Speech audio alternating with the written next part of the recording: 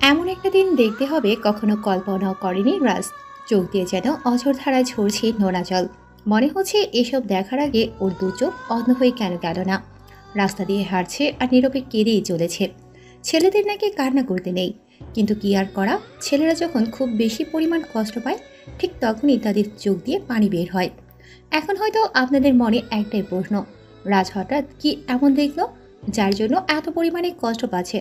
তাহলে চলুন রাজের সাথে ঘটে যাওয়া কিছুক্ষণ আগের ফ্ল্যাশব্যাক থেকে ঘুরে আসি, সবকিছুই জানতে পারবো। রাজ এবার অনার্স সেকেন্ড ইয়ারে পড়তেছে। দিন খেটে দিন খায়, একা মানুষ, বাবা মা থেকেও যেন নেই। তাদের কথা না হয় অন্য একদিন বলবো। এবার তাহলে গল্পের মূল বিষয়ে আসা যাক। রাজ শহরে বেশ নামকরা একটা রেস্টুরেন্টে কাজ করে। সেই সুবাদে তাকে অনেক সময় অন্যের বাসায় গিয়ে খাবার হোম ডেলিভারি দিয়ে আসতে হয়। রাত সকালে কাজে যাবে, কিন্তু বাসায় খাবার মতো তেমন কিছুই নাই। তাই সে পাশের দোকান থেকে একটা কলা আর পাউরুটি খেয়ে কাজে চলে আসে। কাজ করতে করতে প্রায় দুপুর হয়ে গেছে। আজ আর কলেজে যাওয়া হলো না রাজের। এমনিতে সপ্তাহে দুবার 3 দিন কলেজে যাওয়া হয়। পেটের ভাত জোগাড় করতে গিয়ে এর বেশি কলেজে যাওয়া হয়ে ওঠে না। রাজ ছাত্র হিসেবে মোটামুটি ভালোই, একেবারে খারাপও না।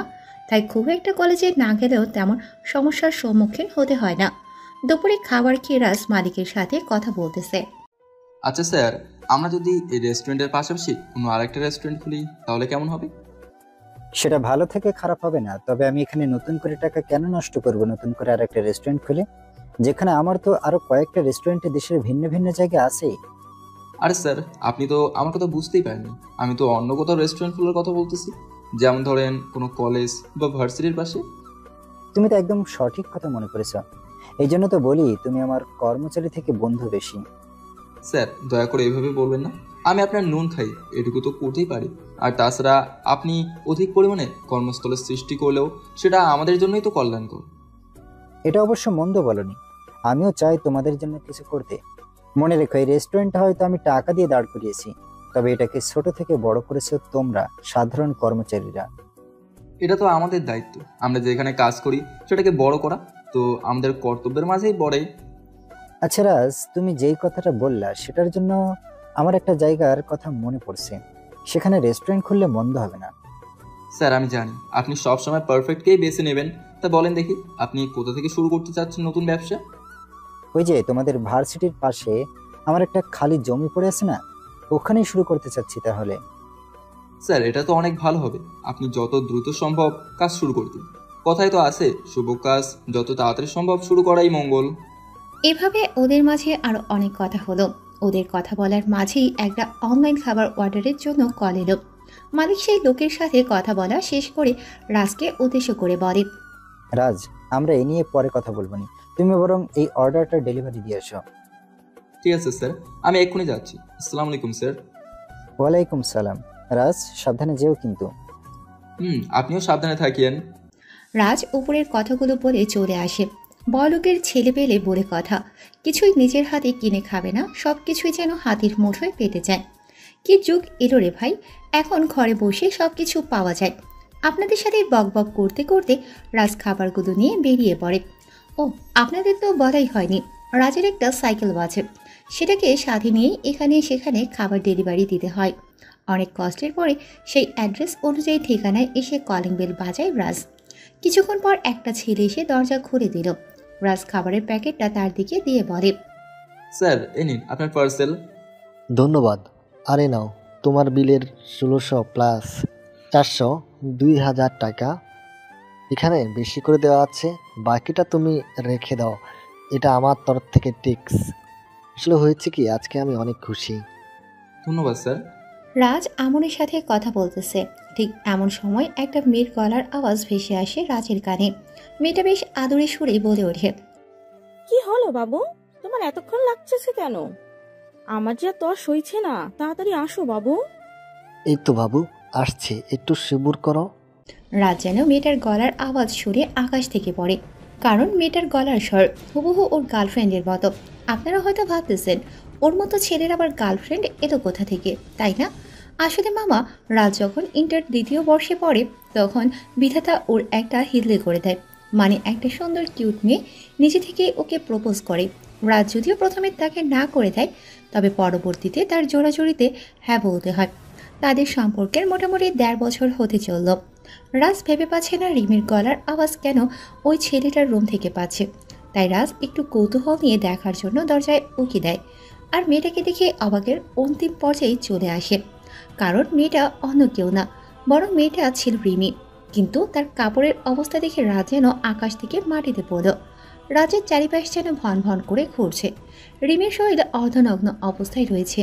রাজকে উকি মারতে দেখে আমন বলল, বাই ওয়াটার, তোর সাহস তো কম না? তুই আমার বাসার সামনে দাঁড়িয়ে আমার বাসার সামনে উকি মারতেছিস? উপরের কথাটা বলেই আমন রাজের গালে একটা থাপ্পড় মারে। কিন্তু এই থাপ্পড় যেন রাজের কাছে কিছুই না, কারণ রাজ এখনো মূর্তির মতো দাঁড়িয়ে আছে। ও যেন পাথরে পরিণত হয়ে গেছে। রাজকে এভাবে দাঁড়িয়ে থাকতে দেখে ছেলেটা নানানভাবে গালিগালাজ করতেই থাকে, কিন্তু সেসব রাজের কানে পৌঁছায় না। ছেলেটার চিল্লাচিল্লি শুনে রিমি গায়ে বিছানার চাদর জড়িয়ে বেরিয়ে আসে। বাইরে এসে রাজকে দেখে অবাক হয়, আর আমনকে এভাবে চিল্লাচিল্লি করতে দেখে আমনকে জিজ্ঞেস করে, কি হয়েছে জান, তুমি এভাবে চিল্লাচিল্লি করতেছো কেন? জান, আর বলো না, এই ছোট লোকটা সে কখন থেকে দাঁড়িয়ে আছে, কত গালাগালি করতেছে, কিন্তু এখান থেকে লড়তেছেই না। বাবু, তুমি মনে হয় ওকে টাকা কম দিয়েছো, তাই এমন করতেছে। তুমি বরং আর কিছু টাকা বাড়িয়ে দিয়ে ওকে বিদায় করো। এইসব ছোট লোকরা সবসময় টাকার পাগল হয়ে থাকে। রিমির কথা শুনে রাজ অবাক না হয়ে আর পারল না। এই কি সেই রিমি যে ওকে নিজের থেকেও বেশি ভালোবাসে? এই কি সেই রিমি যার সাথে একটা মুহূর্ত দেখা না হলে দিনটাই পার হতে চাইতো না? রাজ রিমিকে উদ্দেশ্য করে বলে, রিমি, তুমি এসব কি বলছো? হ্যাঁ, আর তুমি এইখানে এইভাবে কি করতেছো? তুমি না আমাকে বললে কলেজে গিয়েছো? কি ব্যাপার রিমি, এই ছোট লোকটা তোমার নাম জানে কি করে, আর তোমার থেকে এত কৈফিয়ত বা চাচ্ছে কেন? ও কি হয় তোমার? আমানের কথা শুনে রিমি ঢোক চিপতে চিপতে বলে বেশ জড়তা কণ্ঠে বলে, ও হো, আসলে বাবু, তোমাকে না একটা ছেলের কথা বলেছিলাম, মনে নেই? এই সেই ছেলে। ও, এই সে রাজ যাকে তোমার পড়াশোনার জন্য তুমি ব্যবহার করেছিলে প্রেমের পাদে ফেলে? হ্যাঁ বাবু, তুমি একদম ঠিক কথা বলেছো। তা না হলে আমার মতো এত সুন্দরী একটা মেয়ে আর ওর মতো ফকিরের সাথে কথা বলতে যাবে কোন দুঃখে? রিমির বলা কথাটা রাজের কানে পৌঁছায় না, কেননা ওর কানে শুধু আমানের বলা কথাটাই বাজতেছে। ছেলেটা কি বলতো এটা? রিমি ওকে পড়াশোনার জন্য শুধুমাত্র ব্যবহার করছে। এতদিনের সব কেয়ারিং, ওর উপর জোর খাটানো সব কিছুই কি তাহলে মিথ্যে ছিল?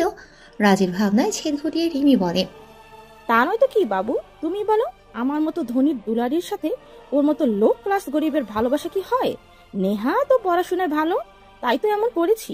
ভালোবাসার অভিনয় না করলে আমার রেজাল্ট ভালো হতো না। আর বাড়ি থেকে বলেছে রেজাল্ট ভালো না করলে আমাকে নাকি সম্পত্তির কানা করিয়ে দেবে না। তাই তো ওকে নিজেই গিয়েই ভালোবাসার কথা বলেছি। যেখানে হাজার হাজার বড় লোকের ছেলে আমার পিছনে লাইন দিয়ে থাকে, সেখানে ওকে আমি ভালোবাসতে কেন চাইলাম সেটা বুঝতেও পারলো না। আহারে বুদ্ধু বোকা একটা। রিমির কথাগুলো যেন রাজের কাছে বিশ্বের তীরের মতো বিচ্ছিল। রাজ ভেবেই পাচ্ছে না ও কিভাবে এতটা বোকা হতে পারল। মানুষ ঠিকই বলে, ভালোবাসা মানুষকে অন্ধ বানিয়ে দেয়। রাজু রিমির মিথ্যে ভালোবাসায় অন্ধ হয়ে গিয়েছিল। রিমি আবারও বলতে শুরু করে, জানিস, কলেজে উঠে এক্সাম দিয়েই আমার রেজাল্ট খারাপ, কিন্তু তোর রেজাল্ট যে এত ভালো হবে টিউশন না পড়েও তা আমি ভাবতেই পারিনি। তাই তো এই নাটক। তবে আজ যখন সব জানতেই পারলি, তো বাকিটাও শুনে নে। আমি আমনকে ভালোবাসি, আর ওর মতো টপ বিজনেসম্যানের ছেলের কাছে তোর কি যোগ্যতা বল? শুধু পড়াশোনায় ভালো হলেই হয় না, পকেটে টাকাও লাগে। চল বের হয় এখান থেকে, আমরা এখন রোমান্স করব, রোমান্স। রিমি, তুমি আমার সাথে এমন করতে পারলে? মানছি তোমার ভালোবাসা মিথ্যে ছিল, তবে আমার ভালোবাসা তো পিওর খাঁটি ছিল। তাহলে কেন করলে এমন? আমি গরিব বলে কি আমার ভালোবাসার কোনো মূল্য নেই?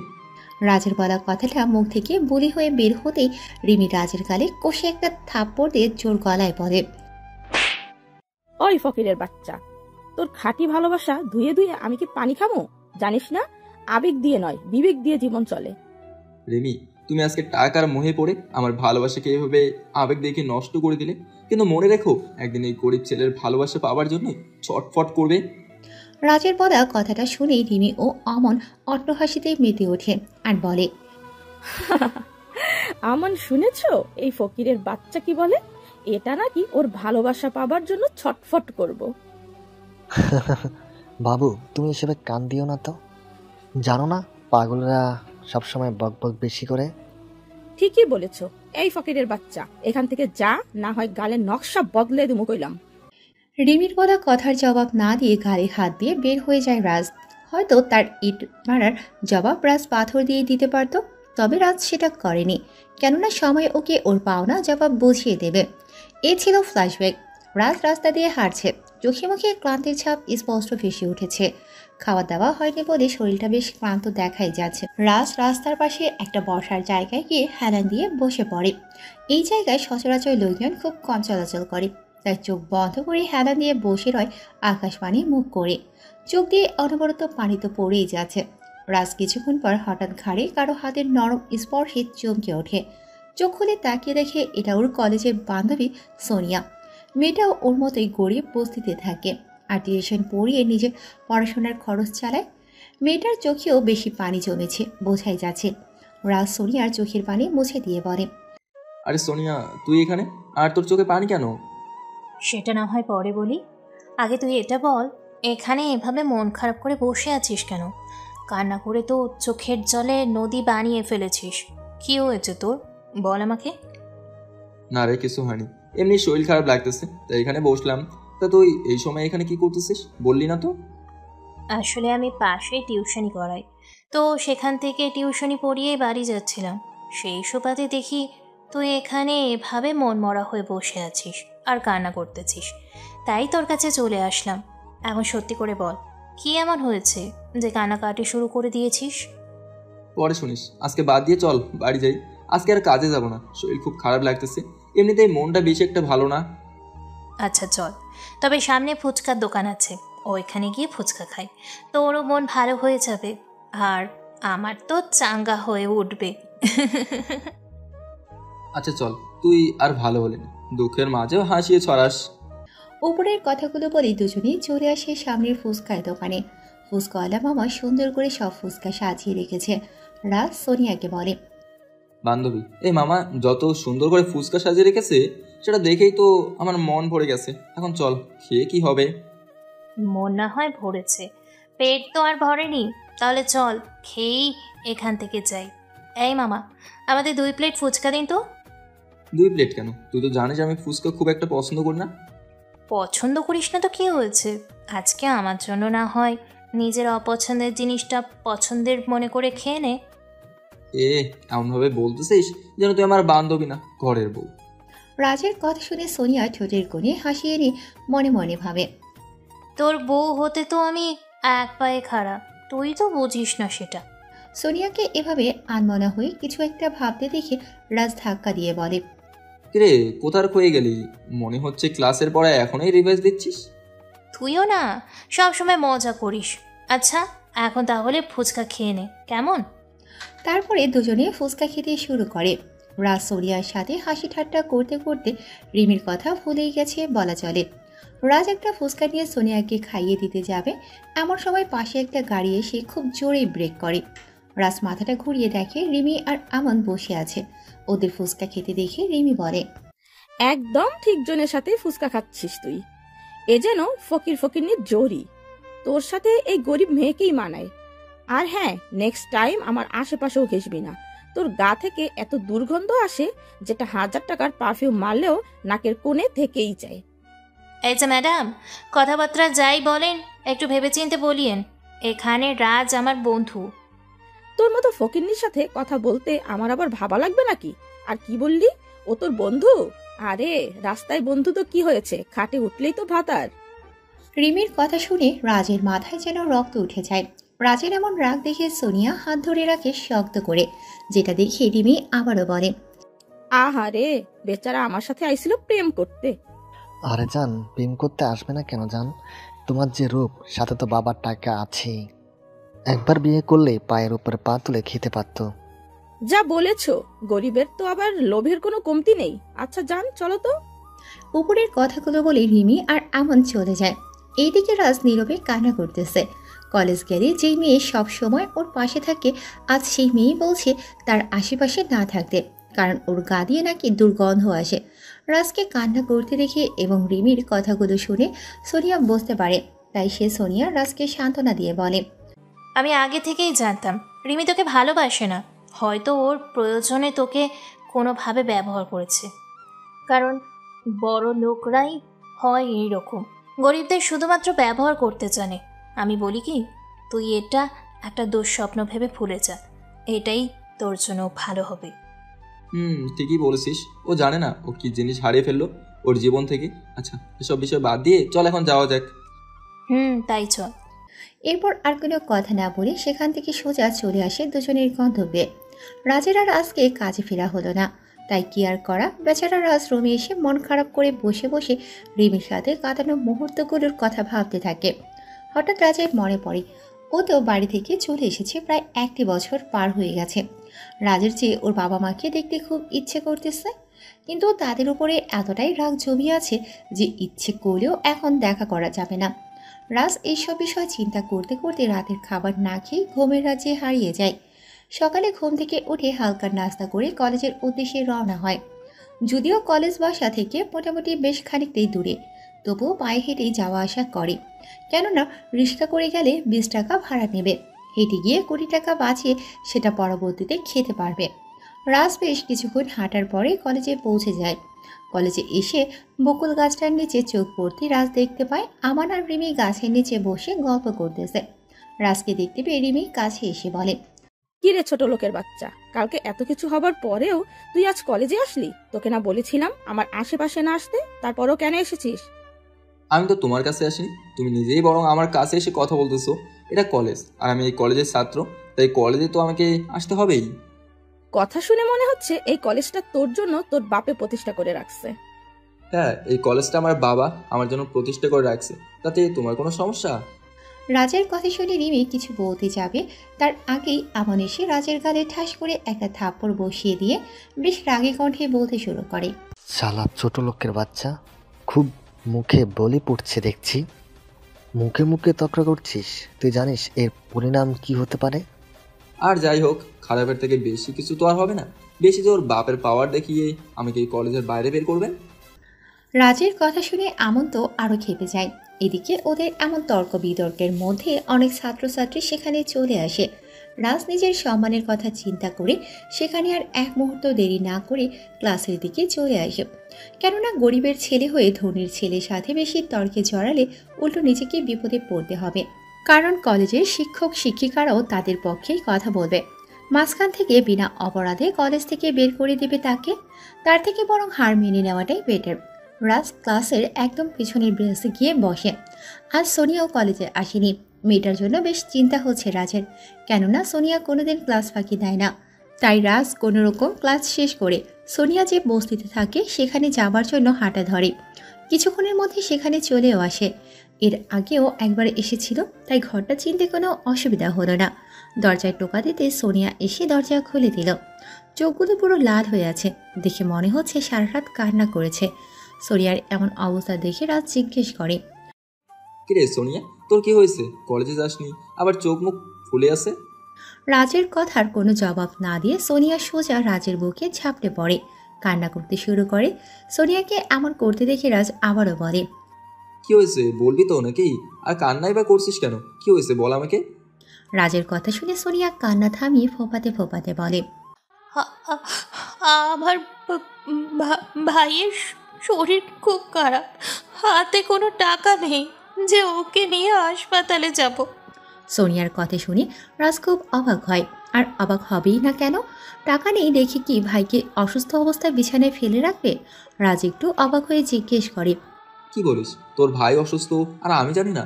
আসলে তুই আমাকে বন্ধুই ভাবিস না, যদি ভাবতি তাহলে এভাবে না জানিয়ে থাকতে পারতি না। আরে ইয়ার, তেমন কিছু না। আর তাছাড়া তুই বা টাকা কোথায় পাবি? সেটা নিয়ে তোকে ভাবতে হবে না। পকেটে টাকা না থাকলেও শরীরে তো কিডনি আছে, সেটা বিক্রি করে হলেও তোর বিপদের পাশে দাঁড়াবো। আমি কখনো ভাবতেও পারিনি তুই আমার জন্য এত ভাবিস। এখন ভাবের কথা বাদ দিয়ে আমার পকেটে কিছু টাকা আছে, সেটা নিয়ে চল আগে ভাইকে হাসপাতালে নিয়ে যাই, বাকিটা না হয় পরেই দেখা যাবে। আচ্ছা ঠিক আছে, তুই তাহলে একটা গাড়ির ব্যবস্থা করে আন, আমি ভাইকে নিয়ে আসি। আচ্ছা, আমি তাহলে গাড়ি আনতে গেলাম, তুই তাড়াতাড়ি ভাইকে রেডি কর।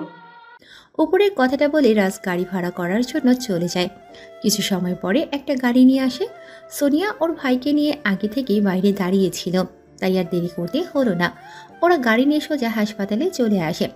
রোগী যেহেতু একটু সিরিয়াস, তাই তাড়াতাড়ি হাসপাতালের সব ফর্মালিটি পূরণ করে অ্যাডমিট করে। রাজ বাইরে এসে গাড়ি ভাড়া দিয়ে পকেট থেকে টাকা বের করে দেখে আর মাত্র 5,000 টাকা আছে। রাজ বসে বসে সোনিয়াকে সান্ত্বনা দিচ্ছে। এমন সময় ডক্টর রুম থেকে বেরিয়ে আসে। রাজ ডক্টরকে জিজ্ঞেস করে, ডক্টর, পেশেন্টের এখন কি অবস্থা? জটিল কোনো সমস্যা হয়নি তো আবার? দেখুন মিস্টার রাজ, রোগীর অবস্থা খুব একটা ভালো না। রোগীর শরীরে এই রোগটা অনেক আগে থেকেই বাসা বেঁধেছে। যদি আরও আগে চিকিৎসা করতেন তাহলে এমন হতো না।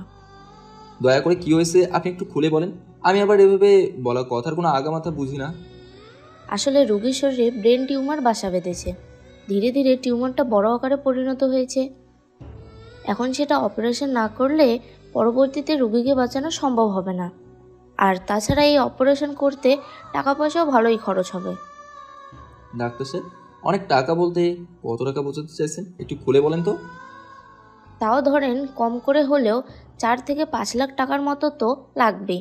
তবে এর বেশিও লাগতে পারে, আবার কমও লাগতে পারে।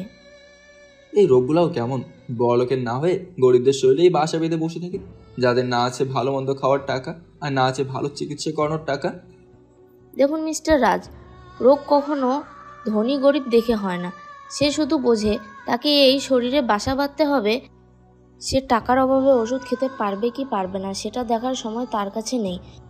আপনি টাকা জোগাড় করেন যত তাড়াতাড়ি পারেন, না হয় মসজিদে থাকা 4 বেহারার পালকি নিয়ে আসতে বেশি সময় দেরি হবে না। কিন্তু ডক্টরের কথা শুনে সোনিয়া হাউমাউ করে কান্না করতে থাকে। রাজু বেশ চিন্তায় পড়ে যায়, কেননা সে এতগুলো টাকা কোথায় পাবে। মাথায় যেন আকাশ ভেঙে পড়ে। রাজ মাথা চেপে ধরে পাশের সিটে বসে পড়ে। কিছু সময় পরে ঠোঁটের কোণে এক চিলতে হাসি এনে ডক্টরকে উদ্দেশ্য করে বলে, ডাক্তার সাহেব, আপনি অপারেশনের ব্যবস্থা করেন, আমি কিছুক্ষণের মধ্যেই টাকা নিয়ে আসতেছি। ঠিক আছে, আগে টাকা জমা করুন, তারপরে সব আমি নিজেই করব। সেটা নিয়ে আপনাকে একটুও ভাবতে হবে না। ঠিক আছে, আপনি সব কিছু ব্যবস্থা করুন, আমি গিয়ে টাকা নিয়ে আসতেছি। রাজের কথা শুনে ডক্টর সেখান থেকে চলে যায়। এদিকে রাজকে ডক্টরের সাথে এমনভাবে কথা বলতে দেখে বেশ অবাক হয়ে রাজকে জিজ্ঞেস করে সোনিয়া, তুই কি পাগল হয়ে গেছো নাকি? এতগুলো টাকা তুমি কোথায় পাবে? সোনিয়ার এমন কথার জবাবে মুস্কি হেসে জবাব দেয় রাজ। দেখে মনে হচ্ছে মনের কোণে বিন্দুমাত্র চিন্তার ছাপ নেই। আরে বাবা, আমি পাগল কিনা সেটা নিয়ে তুমি চিন্তা করিও না, তুমি বরং একটু অপেক্ষা করো, আমি টাকা নিয়ে আসতেছি। রাজ, আমার মনে হয় কি রিমির সাথে ব্রেকআপ করার সাথে সাথে তোমার মাথার তারটাও ছিঁড়ে গেছে। তুমি নিজেই টাকার অভাবে পেটে পুড়ে 2 বেলা খেতে পাও না, আর বলছো এতগুলো টাকা নিয়ে আসবে। আরে বাবা, আমি বললাম না টাকা নিয়ে তবেই এই হাসপাতালে আসবো। আর তুমি ভালো করে জানো এই রাজ আর যাই করুক, কাউকে প্রতিশ্রুতি দিলে সেটা জীবন দিয়ে হলেও রক্ষা করে। তুমি এভাবে আমাকে নিয়ে না ভেবে ভাইয়ের খেয়াল রাখো। আমি এই যাবো আর এই আসবো। উপরের কথাটা বলে রাজ হাসপাতাল থেকে বেরিয়ে পড়ে। রাজ হাসপাতালের বাইরে থেকে অটোরিকশা নিয়ে সোজা একটা ব্যাংকের সামনে চলে আসে। এই ব্যাংক অন্য সব ব্যাংকের মতো না, কেননা এই ব্যাংকে শুধুমাত্র বড় বড় ব্যবসায়ী বা টপ ধনীদের এই অ্যাকাউন্ট থাকে। তাহলে কি রাজ বড় কোনো ব্যবসায়ীর ছেলে নাকি ধনী মাফিয়ার সন্তান? জানতে হলে সাথেই থাকতে হবে। রাজ ধীরে ধীরে গেটের কাছে চলে আসে। দরজায় দাঁড়িয়ে দারোয়ান ব্যাটার নাক ডেকে ঘুমোচ্ছে, তাই আর তাকে দেখে বিপদে না পড়ে সোজা ভেতরে চলে আসে। তবে বাইরের দারোয়ানের চোখ ফাঁকি দিতে পারলেও ভেতরের লোকের চোখকে ফাঁকি দিতে পারে না, কেননা রাজ ব্যাংকের ভিতরে যেতেই একজন মেয়ে কর্মচারী রাজকে দাঁড় করিয়ে জিজ্ঞেস করে, এই কোথায় যাচ্ছিস? হ্যাঁ, এখনো কোনো ভিক্ষা টিকা দেওয়া হবে না, চল বের হয় এখান থেকে। মেয়েটির এমন কথা শুনে রাজ খুব একটা অবাক হলো না, কেননা রাজ যে পোশাক পরেছে তার জন্য এর থেকে ভালো উপাধি তার সাথে যায় না। আর তার থেকে ভালো সবাই ওকে ফকিরের বাচ্চা বলেই চেনে। তাহলে এদের আর দোষ কি? রাজ আস্তে করে মেয়েটির কাছে এগিয়ে এসে বলে, ম্যাম, আমি এখানে টাকা তুলতে এসেছি। আরে বাবা, আমিও তো সেটাই বললাম, এখানে কোনো ভিক্ষা দেওয়া হয় না। তাহলে তুই টাকা কি করে তুলবি? এই রে, তুমি তো আমাকে বুঝতেই চাচ্ছে না। আসলে ম্যাম, আমি এখানে ভিক্ষা করতে নই, আমি আমার অ্যাকাউন্ট থেকেই টাকা তুলতে এসেছি। এই ব্যাংকে আমার অ্যাকাউন্ট আছে। রাজের কথা শুনে মেয়েটা সহ উপস্থিত সবাই হো হো করে হেসে দেয় আর বেশ হাস্য কণ্ঠে বলে, তোর মতো ফকিরের অ্যাকাউন্ট আছে এই ব্যাংকে? সেটাও আবার আমাকে বিশ্বাস করতে হবে। এই ফকিরের বাচ্চা, নিজের চেহারা কখনো আয়নায় দেখেছিস? কে বিশ্বাস করবে তোর এই ব্যাংকে অ্যাকাউন্ট আছে? ম্যাম, আমি সত্যি বলতেছি, আমার অ্যাকাউন্ট আছে এই ব্যাংকে। আপনি যদি বিশ্বাস না হয় তাহলে আপনি বরং ম্যানেজারকে রাখুন। রাজের কথা মেয়েটা কিছুতেই বিশ্বাস করতে পারছে না। অবশ্য বিশ্বাস না করারই কথা, কারণ যাদের অ্যাকাউন্ট এই ব্যাংকে রয়েছে তারা সবাই নামি দামি ব্যক্তি। আর রাজকে দেখে এক বস্তির ছেলের মতোই লাগছে। রাজের কথায় মেয়েটি ম্যানেজারকে না ডেকে দারোয়ানকে ডাকতে যায়। সেই সুযোগে রাজ সোজা ম্যানেজারের কেবিনে চলে আসে। ম্যানেজার সাহেব তখন বেশ মনোযোগ দিয়ে কাজ করতেছিলেন। রাজকে এভাবে আচমকা কেবিনে ঢুকতে দেখে বলে, কি ব্যাপার, কে আপনি? আর আপনি এভাবে বিনা অনুমতিতে আমার কেবিনেই বা কেন আসলেন? স্যার, আমি প্রথমেই দুঃখিত আপনার অনুমতি না নিয়ে ভিতরে আসার জন্য। আচ্ছা, সেটা না হয় ঠিক আছে, এখন এটা বলেন আপনি এখানে কেন আসলেন? স্যার, আমি এখানে টাকা তুলতে এসেছি, কিন্তু কেউ বিশ্বাস করতেছে না এই ব্যাংকে আমার অ্যাকাউন্ট আছে। দেখেই মনে হচ্ছে পাবনার মেন্টাল হসপিটাল থেকে আজকেই ছাড়া পেয়েছেন। স্যার দেখুন, এটা মস্করা করার সময় নয়, আমার টাকার খুব দরকার, প্লিজ আপনি একটু তুলে দেন। তো টাকার খুব দরকার, তাই না? হ্যাঁ স্যার, আমার এই মুহূর্তে টাকার খুব দরকার। টাকা না হলে হাসপাতালে একজন বিনা চিকিৎসায় মারা যাবে। দাঁড়া, তবে আমি টাকা তুলে দিচ্ছি। এই দারোয়ান, দারোয়ান এখানে আয় তো।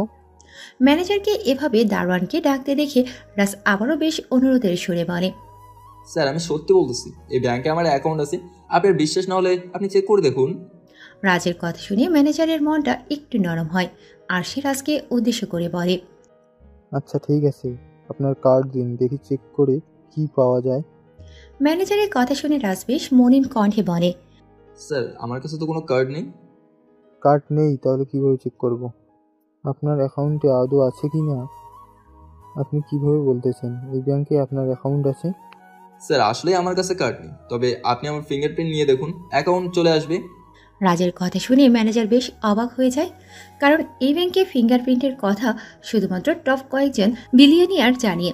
রাজকে উদ্দেশ্য করে ম্যানেজার বলে, দেখুন, আপনাকে দেখেই আমার কেমন সন্দেহ হচ্ছে, তারপরেও আপনার মুখের দিকে চেয়ে একটু সুযোগ দিচ্ছি। যদি ফিঙ্গারপ্রিন্ট দিয়ে আপনার অ্যাকাউন্ট না আসে তাহলে কিন্তু আমি আপনাকে পুলিশে দেব। আমার অ্যাকাউন্ট না বের হলে আপনি আমাকে পুলিশে কেন, ফাঁসিতে চড়ালেও আমি রাজি। রাজের কথা শুনে ম্যানেজার একটা ফিঙ্গারপ্রিন্ট স্ক্যানার মেশিন বের করে রাজকে উদ্দেশ্য করে বলে, দেখুন মিস্টার, এখনো সময় আছে, সত্য বলে এখান থেকে চলে যান, না হলে বিপদ কিন্তু আপনাকে হাতছানি দিয়ে রাখতেছে। সেটা নিয়ে আমি কোনো চিন্তা করিনি, আপনি আগে আমার ফিঙ্গার নিন, পরে দেখা যাবে কোনটা পানি আর কোনটা তেল। রাজের কথা শুনে ম্যানেজার রাজের আঙুল নিয়ে মেশিনে স্পর্শ করায়, কিন্তু বারবার অ্যাক্সেস ডিনাইড দেখায়, যেটা দেখে ম্যানেজার রেগে আগুন হয়ে যায়। রাগী কণ্ঠে রাজকে বলে, কি মিস্টার, বাটপারি কবে থেকে শুরু করেছেন? কোথায় আপনার অ্যাকাউন্ট? হ্যাঁ স্যার, আমার আঙ্গুলে একটু ময়লা জমেছে, তো আপনি একটু পানি দিন, আমি পরিষ্কার করে চেষ্টা করি। আপনার সাহস থেকে আমি নিজেরই কেমন রাগ হচ্ছে। দেখছেন ফিঙ্গার নিচ্ছি না, তার চেষ্টা করবেন। আচ্ছা ঠিক আছে, তবে এরপরেও যদি না হয় তো এই যে পুলিশের নাম্বার ডায়াল লিস্টে রাখলাম। রাজ এবার পানি দিয়ে ভালো করে হাত পরিষ্কার করে নেয়। এবার হাত দিতেই অ্যাক্সেস গ্র্যান্টেড লেখা আসে।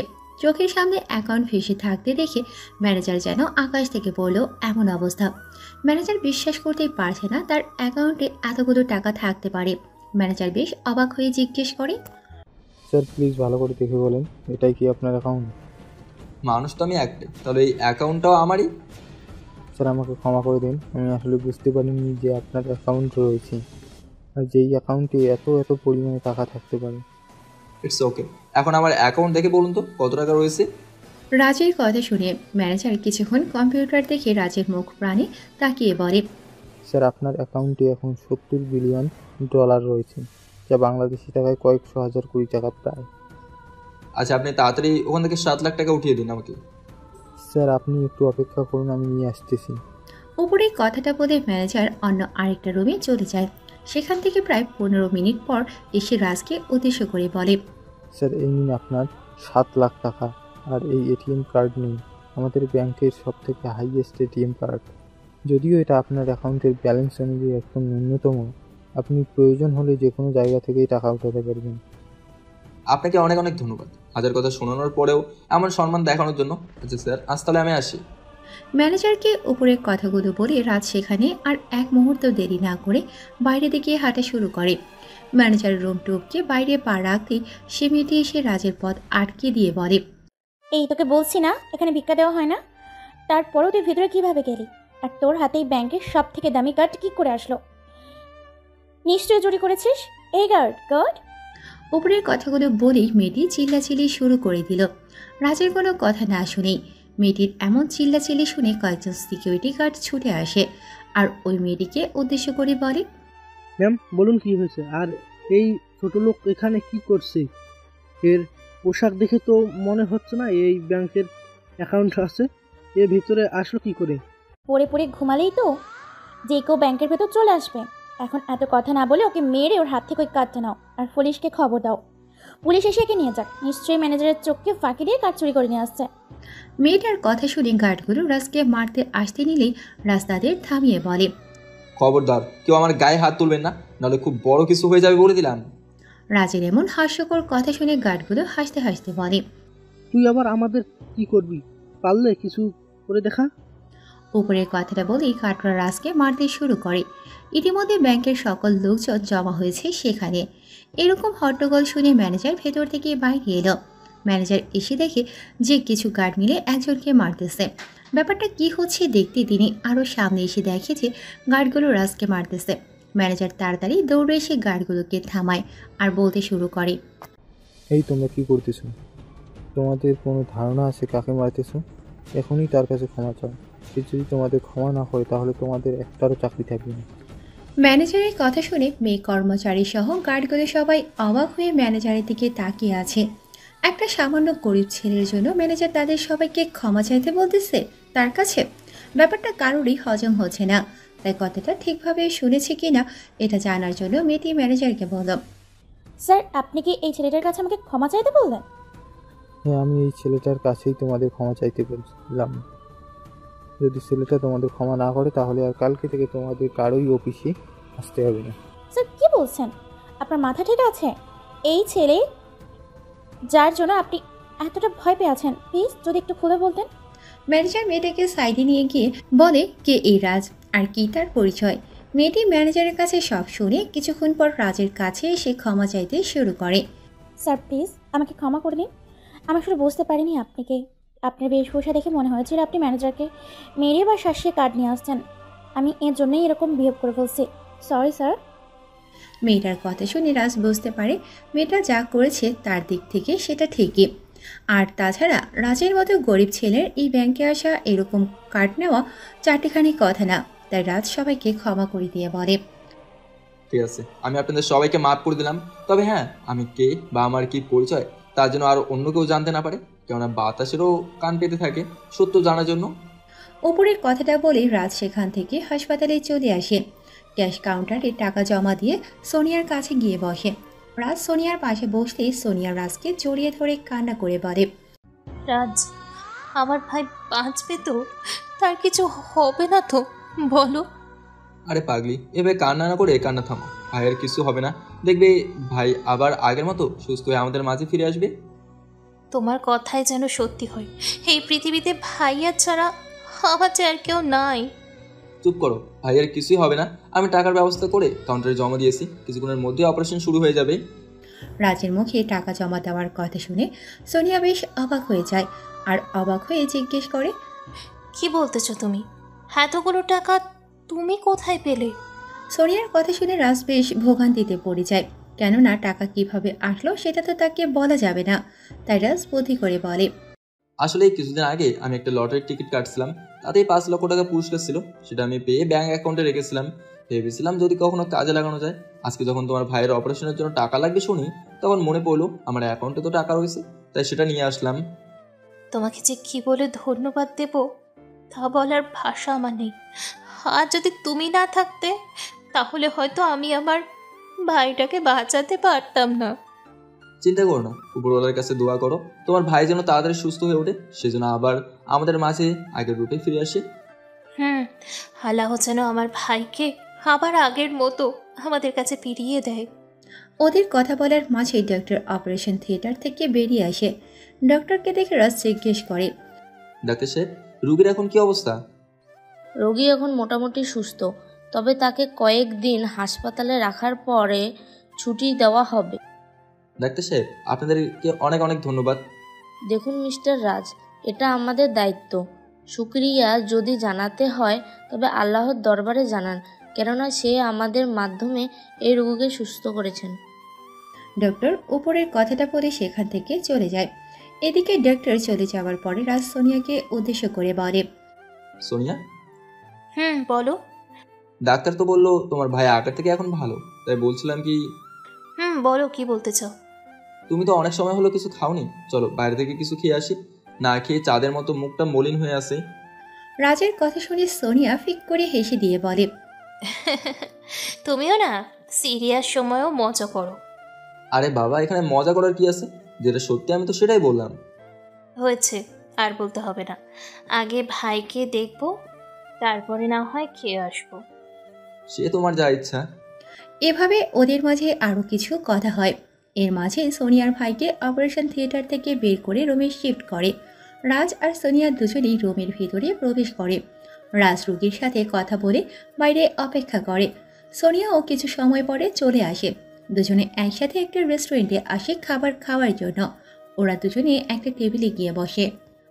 সোনিয়া, এভাবে বসে থাকবে নাকি খাওয়ার জন্য কিছু অর্ডার করবে? তুমি যা খাবে আমিও তাই খাবো, তাই তোমার পছন্দের খাবারটাই অর্ডার করো। সোনিয়ার কথা শুনে রাজ একটু মজার কণ্ঠে বলে, তুমি আমার পছন্দের খাবার খাবে? ওকে বাবা, আমি তাহলে এক প্যাকেট সিগারেট নিয়ে আসতে বলছি। রাজের এমন কথা শুনে সোনিয়া রাগি চোখে তাকিয়ে বলে, কি বললে তুমি? না মানে তুমি বললে আমার পছন্দের খাবার খাবে, তাই এটার নাম বললাম, কারণ আমার পছন্দের খাবারের তালিকায় এটা 1 নাম্বার। একদম মিথ্যে বলবে না। আমি জানি তুমি কখনো সিগারেট খাও না, বা আগে কখনো খেতে, তাই এখন নাটক না করে যাও খাবার অর্ডার করো। এভাবে দুজনের মাঝে আর কথা না বাড়িয়ে রাজ কিছু পছন্দের খাবার অর্ডার করে। তৃপ্তি করে খেয়ে বিল দিয়ে আবার হাসপাতালে চলে আসে। রাজ দেয়ালে ঝুলে থাকা ঘড়ির দিকে তাকিয়ে দেখে দুপুর পার হয়ে গেছে, তাই সোনিয়াকে উদ্দেশ্য করে বলে, সোনিয়া, তুমি তোমার ভাইয়ের কাছে থাকো, আমি এখন আসি, পরে আবার আসবো। আর হ্যাঁ, কোনো সমস্যা হলে অবশ্যই কিন্তু আমাকে জানাবে। ঠিক আছে, তুমি যাও। আর হ্যাঁ, সারাদিন অনেক কষ্ট করেছো, তাই গিয়েই ফ্রেশ হয়ে একটু ঘুম দিবা। ঠিক আছে ম্যাডাম। রাজ উপরের কথাগুলো বলে সোনিয়ার হাতে কিছু টাকা দিয়ে সেখান থেকে চলে আসে। ঔষধ কিনতে হবে তো নাকি? আসলে সোনিয়ার এমন শাসনের কণ্ঠে বলা কথাগুলো খুব ভালো লাগে রাজের। তবে সে আজও বুঝে উঠতে পারে না সোনিয়ার বলা কথাগুলো তার কেন এত ভালো লাগে। রাজ বাইরে বের হয়ে পকেটে হাত দিয়ে দেখে আর মাত্র 20 টাকা আছে, তাই গাড়ি করে না গিয়ে 10 কিলোমিটার পথ পায়ে হেঁটেই বাসায় চলে আসে। আসার সময় 20 টাকা দিয়ে একটা বনরুটি আর 2টি কলা কিনে নিয়ে আসে। সারাদিনে এত কষ্ট করার ফলে শরীরটা দুর্বল হয়ে এসেছে রাজের, তাই রাজ আর এক মুহূর্ত দেরি না করে ফ্রেশ হয়ে বিছানায় গিয়ে ঘুমিয়ে পড়ে। ঘুম থেকে উঠে দেখে সন্ধ্যা পার হয়ে গেছে। রাজ তাড়াতাড়ি উঠে হাত মুখ ধুয়ে বনরুটি আর কলা খেয়ে হাসপাতালে চলে আসে। রাজকে দেখে সোনিয়ার অনেক ভালো লাগে, তবুও রাগী স্বরে বলে, তুমি সারাদিন এত পরিশ্রম করে বাসায় রেস্ট না করে আবার এখানে কেন আসতে গেলে? হ্যাঁ, কি আর করবো বলো, তোমাদের এখানে একা রেখেই আমার যে বাসায় একবারেই ভালো লাগছিল না, তাই তো একটু রেস্ট করে আবার তোমাদের মায়ের টানে চলে আসলাম। হয়েছে, আর পাম দিতে হবে না। এখন বসো তাহলে, আমি একটু ফ্রেশ হয়ে আসি। আচ্ছা ঠিক আছে, তবে তোমার ভাইয়ের এখন কি অবস্থা? ডাক্তার কি বলেছে? ভাই এখন ঘুমাচ্ছে, ডাক্তার বলেছে ঘুমালে ভালো হবে।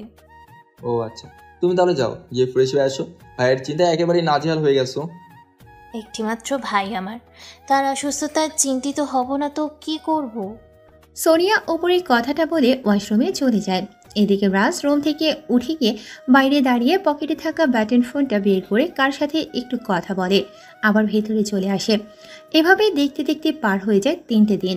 রাত সন্ধ্যায় বাসার পাশে হাঁটাহাঁটি করে এসে পড়তে বসে। কিছু সময় পরে রেস্টুরেন্টের মালিক ফোন করে। রাজ ফোনটা রিসিভ করে। আসসালামু আলাইকুম স্যার। ওয়ালাইকুম সালাম। রাজ, তোমার উপরে কিন্তু আমি খুবই রেগে আছি।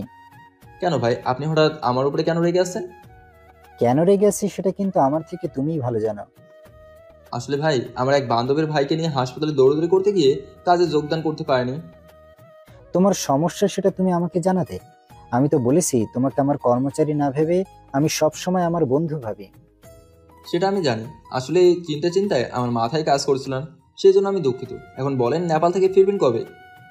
প্রথম ভুল করেছো বলেই এখনকার মতো ক্ষমার চোখে দেখলাম। আমি নেপাল থেকে আজকেই ফিরেছি। আর রেস্টুরেন্টে গিয়েই শুনি তুমি কাজে আসো না। আগামীকাল থেকে আসবো ইনশাল্লাহ।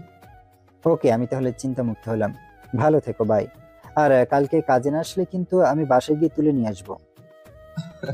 আচ্ছা স্যার, ঠিক আছে। রাজ ফোনটা কেটে দিয়ে আবারও পড়তে শুরু করে। মোটামুটি পড়াশোনা কমপ্লিট করে খাওয়া দাওয়া শেষ করে শুয়ে পড়ে। অন্যদিকে সোনিয়া মনে মনে ভাবতে শুরু করে, রাত ছেলেটা সত্যি অনেক ভালো। ওর মতো ছেলে পাওয়া সত্যি ভাগ্যের ব্যাপার। ইস, আমি যদি ওর সাথে প্রেম করতাম। ধুর, এইসব আমি কি ভাবতেছি। ও তো রিমিকে ভালোবাসে, হয়তো রিমি ওর সাথে ব্রেকআপ করছে, কিন্তু তাও তো ওর মনে এখনও রিমি আছে। এখন আমার ভালোবাসা প্রকাশ করা বোকামি হবে। ধুর, আমি এসব কি ভাবছি। সোনিয়া নিজের মাথায় একটা টোকা দিয়ে ফিক করে হেসে ওঠে। চিন্তা করতে করতে রাত যে হারিয়ে যায়। এদিকে রাত পেরিয়ে সকাল হয়ে আসে। রাত সকালে নাস্তা করে রেস্টুরেন্টে চলে আসে। সেখানে কাজ করে মালিকের সাথে কথা বলে আবার কলেজের উদ্দেশ্যে রওনা হয়। কিছু সময় পরে কলেজে চলে আসে। রাজ কলেজে ঢুকে সোনিয়াকে খুঁজতে থাকে, তবে সোনিয়া মেরি এখনও কলেজে আসেনি। এদিকে রাজ একটু দূরে তাকিয়ে দেখে তার স্যার কিছু একটা বলতেছে সব ছাত্রছাত্রীদের একত্রিত করে। রাজ সেখানে গিয়ে জানতে পারে কিছুদিন পর কলেজ থেকে পিকনিকে যাবে। তাই যে যেতে চায় তারা যেন 2000 টাকা করে কলেজের একজন শিক্ষককে দেয়। রাজ শিক্ষকের কথা শুনে মনে মনে ভাবে, টাকা যেহেতু আসে, তখন পিকনিকে না গিয়ে বসে থাকা বোকামে, তার চেয়ে বরং সোনিয়া আর আমি গিয়ে ঘুরে আসি। মেয়েটা এমনিতেই কোথাও যেতে পারে না। যেই ভাবা সেই কাজ। যেই শিক্ষকের কাছে টাকা দিতে হবে তার কাছে রাজ দুজনের টাকা জমা করে দেয়। রাজ শিক্ষকের রুম থেকে বেরিয়ে আসতেই পেছন থেকে রিমি ডেকে ওঠে। রাজ রিমির কথা না শোনার ভান করে সোজা ক্লাসরুমে চলে আসে। এদিকে রাজ রিমির কথা না শোনায় রিমির রাগ যেন আকাশ চুম্বে। রিমি ক্লাসরুমে এসে সকলের সামনে এমন একটা কাজ করে সেটা রাজ কখনো ভাবতেও পারেনি। রিমি ক্লাসে এসে সকল ছাত্রছাত্রীদের সামনে রাজের গালে ঠাস করে থাপ্পড় দিয়ে বলতে শুরু করে,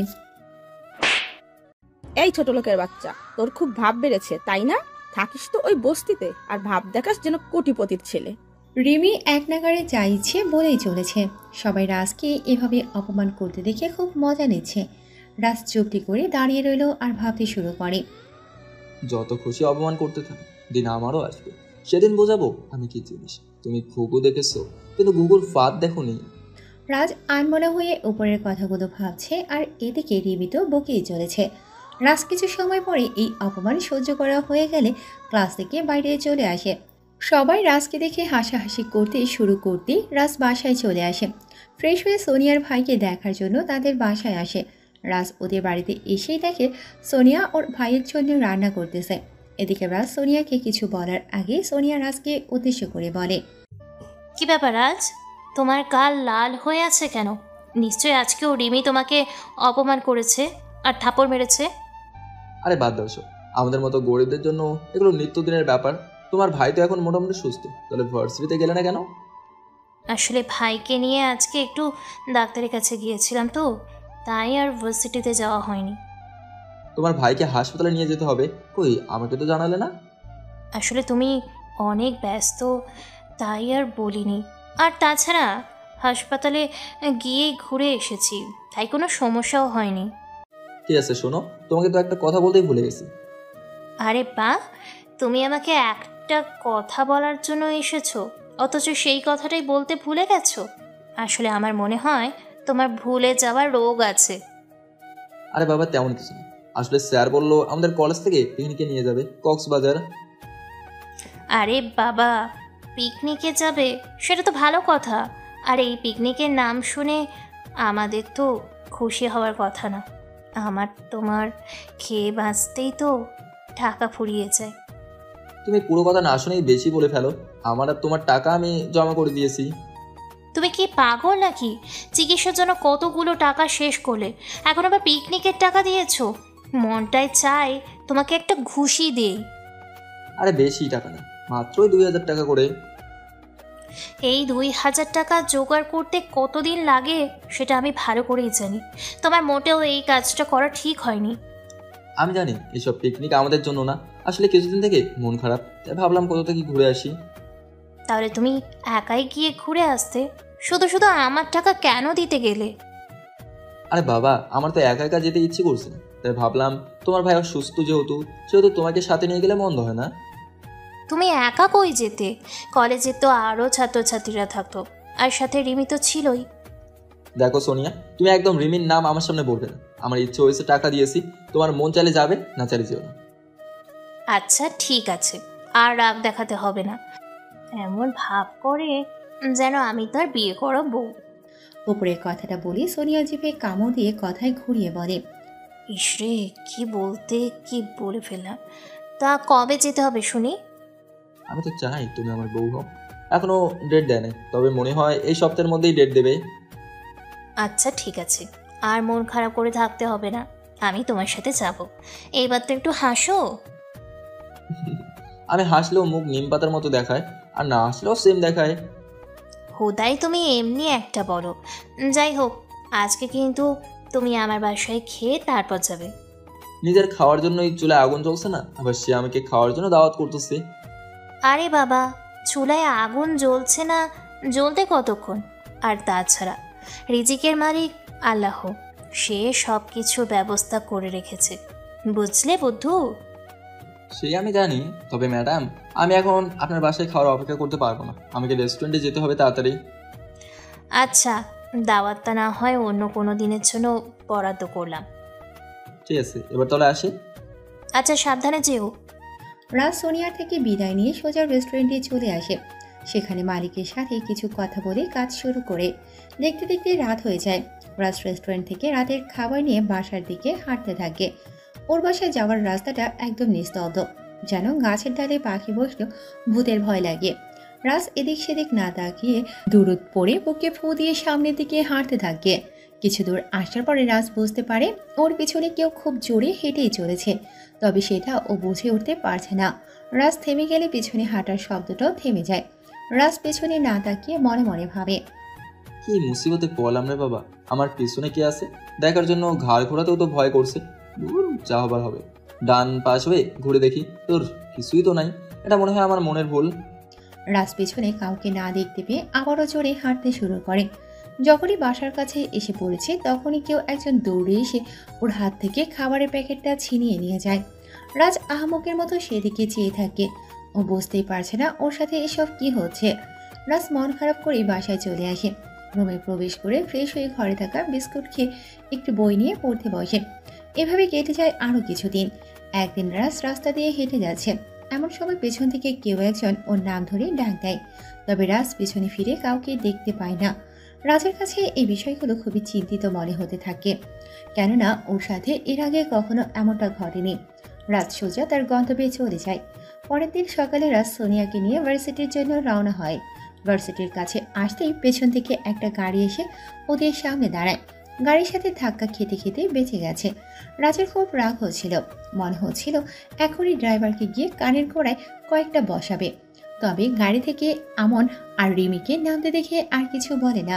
এদিকে রিমি রাজের সামনে এসে বলে, কি রে ছোট লোক, শুনলাম তোরা নাকি আমাদের সাথে পিকনিকে যাবি? যাবো তো। তোমার কোনো সমস্যা আছে নাকি? সমস্যা তো আছেই, তোদের মতো ছোট লোক যাবে আমাদের সাথে পিকনিকে, এটা ভাবতেও গা ঘিন ঘিন করতেছে। তোমাদের সমস্যা হলে তোমরা বাদ দাও পিকনিকে যাওয়া। আমরা আমাদের টাকায় চাঁদা দিয়েছি, কারো বাপের টাকা যাচ্ছে না। রাজের এমন কথা শুনে রিমির তো রাগে রক্ত যেন পা থেকে সোজা মাথায় চেপেছে। রিমি তেড়ে এসে রাজের গালে একটা থাপ্পড় লাগিয়ে বলতে থাকে, নুন আনতে পান্তা ফুরায়, ছোট লোকের আবার টাকার বাহার। তোরা আমাদের সাথে পিকনিকে যাবি না, এটাই আমার শেষ কথা। রিমি উপরের কথাগুলো বলেই আমনের হাত ধরে সামনের দিকে যেতে নিলে সোনিয়া বলে ওঠে, আমরা পিকনিকে যাওয়ার জন্য যেই টাকা ধরেছে সেই টাকাই দিয়েছি, তাহলে আমরা কেন যাব না? সোনিয়ার কথা শুনে রিমি কিছু বলতে নিলে আমন তাকে আটকিয়ে সোনিয়ার কাছে এসে নিজেই বলে, চুপ ছোট লোকের বংশধর, তোর মতো ছোট লোক আমাদের সাথে পিকনিকে গেলে তাহলে তো পিকনিকটাই নষ্ট হয়ে যাবে। তাছাড়া তোদের মতো ছোট লোক পিকনিকে যেয়ে কী বা করবি? হ্যাঁ, না পারবি ঠিক মতো ঘুরতে, না পারবি মনের মতো পছন্দ কিছু কিনতে। সেটা নিয়ে আপনাকে ভাবতে হবে না, আমরা যাব, এটাই ফাইনাল। সোনিয়ার কথা শুনে আমন রেগে গিয়ে তাকে একটা থাপ্পড় মারে।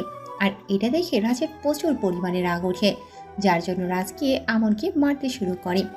এমনভাবে মারতেছে আমন ওকে ফিরতি মারার সময়ই পাচ্ছে না। রাজের এমন রাগ হয়তো এই প্রথম সবাই দেখল। রাজ আমনকে মারতে মারতে প্রায় আত্মরা করে ফেলেছে, তারপরও রাগ যেন কমছেই না। শেষে সোনিয়া আর রিমি এসে রাজকে থামায়। রিমি প্রচণ্ড রাগ নিয়ে রাজের গালে কষে একটা থাপ্পড় দেয় আর আমনকে তুলে রাজের দিকে হুমকি দিয়ে ছুরি মারে। ফকিরের বাচ্চা, তোর এত বড় সাহস আমার জানের গায়ে হাত তুলিস? তোকে আমি প্রাণে বাঁচতে দেব না, কথাটা মনে রাখিস। আবে যা যা, হাওয়া আনতে। তুই আমার কি করতে পারবি সেটা দেখা যাবে। রাজের কথার জবাবে রিমি আর কিছু না বলে গাড়ি নিয়ে চলে যায়। আর এইদিকে রাজ আর সোনিয়া ভার্সিটির ভিতরে যাওয়ার জন্য হাঁটতে থাকে। রাজকে উদ্দেশ্য করে সোনিয়া বলে, আচ্ছা রাজ, একটা কথা বলো, ওরা তো আমাকে মেরেছে, তাহলে আমার রাগ না উঠে তোমার কেন রাগ উঠলো? সেটা আমি জানি না, তবে তোমার গায়ে হাত তোলাতে হঠাৎ করে রাগটা প্রচুর পরিমাণে বেড়ে যায়। আর তাছাড়া এতদিন আমাকে প্রচুর পরিমাণে অত্যাচার করেছি, যার জন্য আজকে একটু বুঝিয়ে দিলাম ঘুমন্ত সিংহকে জাগালে এতে বিপরীত হতে পারে। বাহ, মহারাজের দেখছি এখন অনেক সাহস বেড়েছে।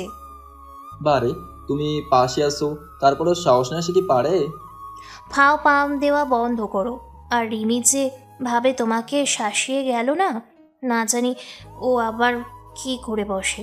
আমার তো এক্ষুনি খুব চিন্তা হচ্ছে। ও আমার আর কি বা করতে পারবে? তবে আমাকে মারবে বলেছে, সেটা নিয়ে তোমার এত চিন্তা করছে কেন? সেটা আমি নিজেও জানি না, তবে তোমার কিছু হলে আমি সহ্য করতে পারবো না। তুমি একটু সাবধানে থেকো। আরে বাদ দাও তো ওদের কথা, এত ভয় নিয়ে চললে জীবনে বেঁচে থাকা কষ্ট হয়ে যাবে। এভাবে ওদের মাঝে আরো অনেক কথা হয়। দুজন দুজনকে ভালোবাসতে শুরু করেছে। কেউ কাউকে বলার সাহস দেখায় না। যদি তাদের এমন বন্ধুত্বটা ভেঙে যায়, ওরা সবগুলো ক্লাস করে দুজনেই বেরিয়ে মাঠের বকুলতলায় বসে গল্প করতে শুরু করে। এদিকে রিমি আর আমন মিলে কিছু গুন্ডা নিয়ে ওদের সামনে চলে আসে। সবগুলোর হাতে হকস্টিক আর স্ট্যাম্প। রিমি ওদেরকে উদ্দেশ্য করে বলে, তোরা এখানে দাঁড়িয়ে কি দেখছিস? হ্যাঁ, যা ওর হাত পা ভেঙে হাতে ধরিয়ে দে, যেন হাসপাতাল থেকে 6 মাসের আগে বেরোতে না পারে। এত সময় রাজ ওদের দেখেনি, কেননা রাজ নিচের দিকে তাকিয়ে কথা বলছিল। রিমির কথা মতো ছেলেগুলো রাজের কাছে আসতেই রাজ মুখ তুলে তাকায়, যেটা দেখে সবাই দাঁড়িয়ে যায়। রাজও তাদের দেখে অবাক হয়ে তাকিয়ে থাকে। ছেলেগুলোর হাতে থাকা সব কিছুই ফেলে দেয়, যেটা দেখে উপস্থিত সবার দিকে কিছু অবাক হয় রিমি আর আমন। আর অবাক হবেই না কেন, যেই ছেলেগুলো শহরের নাম করা গুন্ডা, আর তারাই রাজের সামনে মাথা নত করে দাঁড়িয়ে আছে। সবাইকে অবাক করে গুন্ডা দলের মাঝ থেকে একটা ছেলে বলে ওঠে, আরে মামা, তুই কেমন আছিস সেটা আগে বল। রনির কথা শুনে সোনিয়া রাজকে বলে, কি ব্যাপার রাজ, এরা কি তোমাকে চেনে? কথা শুনে মনে হচ্ছে এদের সাথে তোমার পূর্ব পরিচয়। সোনিয়ার কথা শুনে রাজ হালকা করে রনির দিকে ইশারা করে, যেন কিছু না বলে, আর সোনিয়াকে বলে, আসলে একবার ওনাকে একজন মারতে এসেছিল, আমি সেদিন থেকে বাঁচিয়েছিলাম, সেদিন থেকে আমাকে চেনে। উনি এই শহরের নাম করা গুন্ডা, ওনাকে কেউ মারতে এসেছিল, আমাকে বোঝাতে এসেছো? তোমার কি মনে হয় গুন্ডাদেরকে মারার ক্ষমতা কারণে? আসলে সেদিন তাকে আমি বাঁচিয়েছিলাম। হ্যাঁ, ঠিকই বলেছে, সেদিন থেকে আমাদের চেনা জানা। কি ম্যাডাম, এবার তো বিশ্বাস হয়েছে? পুরোপুরি বিশ্বাসটা এখনো করতে পারছি না, কেমন একটা ধোঁয়াশার মাঝেই পড়ে আছি। ধীরে ধীরেই বিশ্বাস হবে, এতে তাড়াহুড়োর কিছু নেই। তা রনি ভাই, আপনি এখানে কি মনে করে? আসলে তোকে মারার জন্য এই মেয়ে আমাদের বাড়ি ভাড়া করে এনেছে, আর অনেক টাকাও দিয়েছে। আমরা যদি জানতাম তোকে মারার জন্য এসেছি, তাহলে ওকেই মেরে দিতাম। ও, তার মানে এই মহারানী আমাকে মারার জন্য তোমাদের ভাড়া করে এনেছে? আগে জানলে কখনই আসতাম না। এখন টাকা যখন নিয়েই ফেলেছো, তখন মারতে তো আমাকে হবেই। আরে ভাই, তোকে কি মারতে পারি বল? দরকার পড়লে ওই মেয়েকে মারবো। সাহস কত বড় তোমাকে মারার কথা চিন্তা করে? তুমি আমার প্রাণ বাঁচিয়েছো। আচ্ছা ভাই, ঠিক আছে। রাজের কথা বলা দেখেই রনি বুঝে গেছে সে কাউকে তার পরিচয় দিতে চাইছে না, তাই রনিও চুপ থেকেই যায়। রনি চলে যেতে নিলেই রিমি বলে, তোরা ওকে না মেরে ফিরে যাচ্ছিস কেন? খুব তো বলেছিস, তোদের মতো বড় মাপের গুন্ডা এই শহরে আর একটাও নেই। রনি বলল, এই সেরি চুপ কর, তোকে যে এখনো মেরে 2 টুকরো করিনি সেটা শুকরিয়া আদায় কর। রনির কথা শুনে রিমি একটু ভয় পেয়ে পিছপা হয়, আবার একটু সাহস নিয়ে বলে, কাজ তো করলি না, আমার টাকা ফিরিয়ে দে। তোর দেওয়া টাকা দিয়ে রেস্টুরেন্টে গিয়ে পেট ভরে খাবো, আর যাওয়া আসার গাড়ি ভাড়া, আর বাকিটা আমাদের আজকের দিনের ডে হাজিরা। ফ্রি তো আর কোথাও যাওয়া যায় না?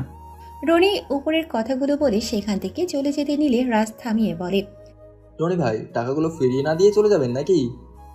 হ্যাঁ ভাই, চলে যাচ্ছি। আমাদের একটা পকেট খরচ আছে না? আর ভাই, তোর নাম্বারটা দিতে দেখি, আগের নাম্বারটা ডিলিট হয়ে গেছে। আসলে রাজ ওর কাছে থাকা আগের সিমটা ভেঙে ফেলেছে, তাই সবার কাছে থাকা নাম্বারটা অকেজু হয়ে পড়েছে। রাজ নাম্বারটা বলে, এ নাও 0184555। আচ্ছা ভাই, ঠিক আছে, পরে কথা হবে, সাবধানে থাকিস, আর কোনো সমস্যা হলে আমাকে জানাইস। ঠিক আছে। রাজ আর সোনিয়া ওদের কাছ থেকে সোজা বাসায় চলে আসে।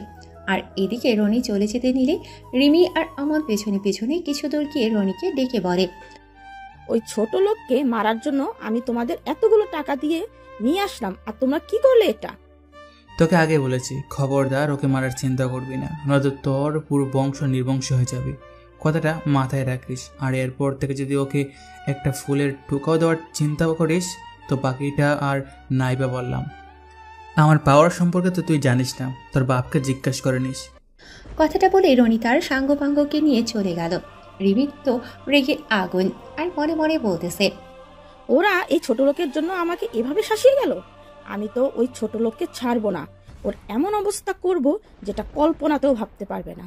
আমার সাথে পাঙ্গা নেওয়ার ফল ও হাড়ে হাড়ে টের পাবে। উপরের কথাগুলো বলে রিমি সোজা গাড়ি নিয়ে বাসায় চলে যায়। অন্যদিকে রনি তার বাসায় গিয়ে রাজের নাম্বারে কল করে। একবার কল বেজে বেজে কেটে যায়, কেননা রাজ তার জামা কাপড় ধুয়ে দিতেছিল, তাই রিসিভ করা হয়ে ওঠেনি। দ্বিতীয়বার কল বাজার সাথে সাথে রাজ তাড়াতাড়ি কাজ শেষ করে ফোনটা রিসিভ করে। আসসালামু আলাইকুম, কে বলছেন? ওয়ালাইকুম আসসালাম, আমি রনি বলছি। ও আচ্ছা, তুই হঠাৎ করে ঢাকায় চলে আসলি কেন? তোকে এভাবে সামনে পেয়ে তো আমি অবাকই হয়ে গেছিলাম।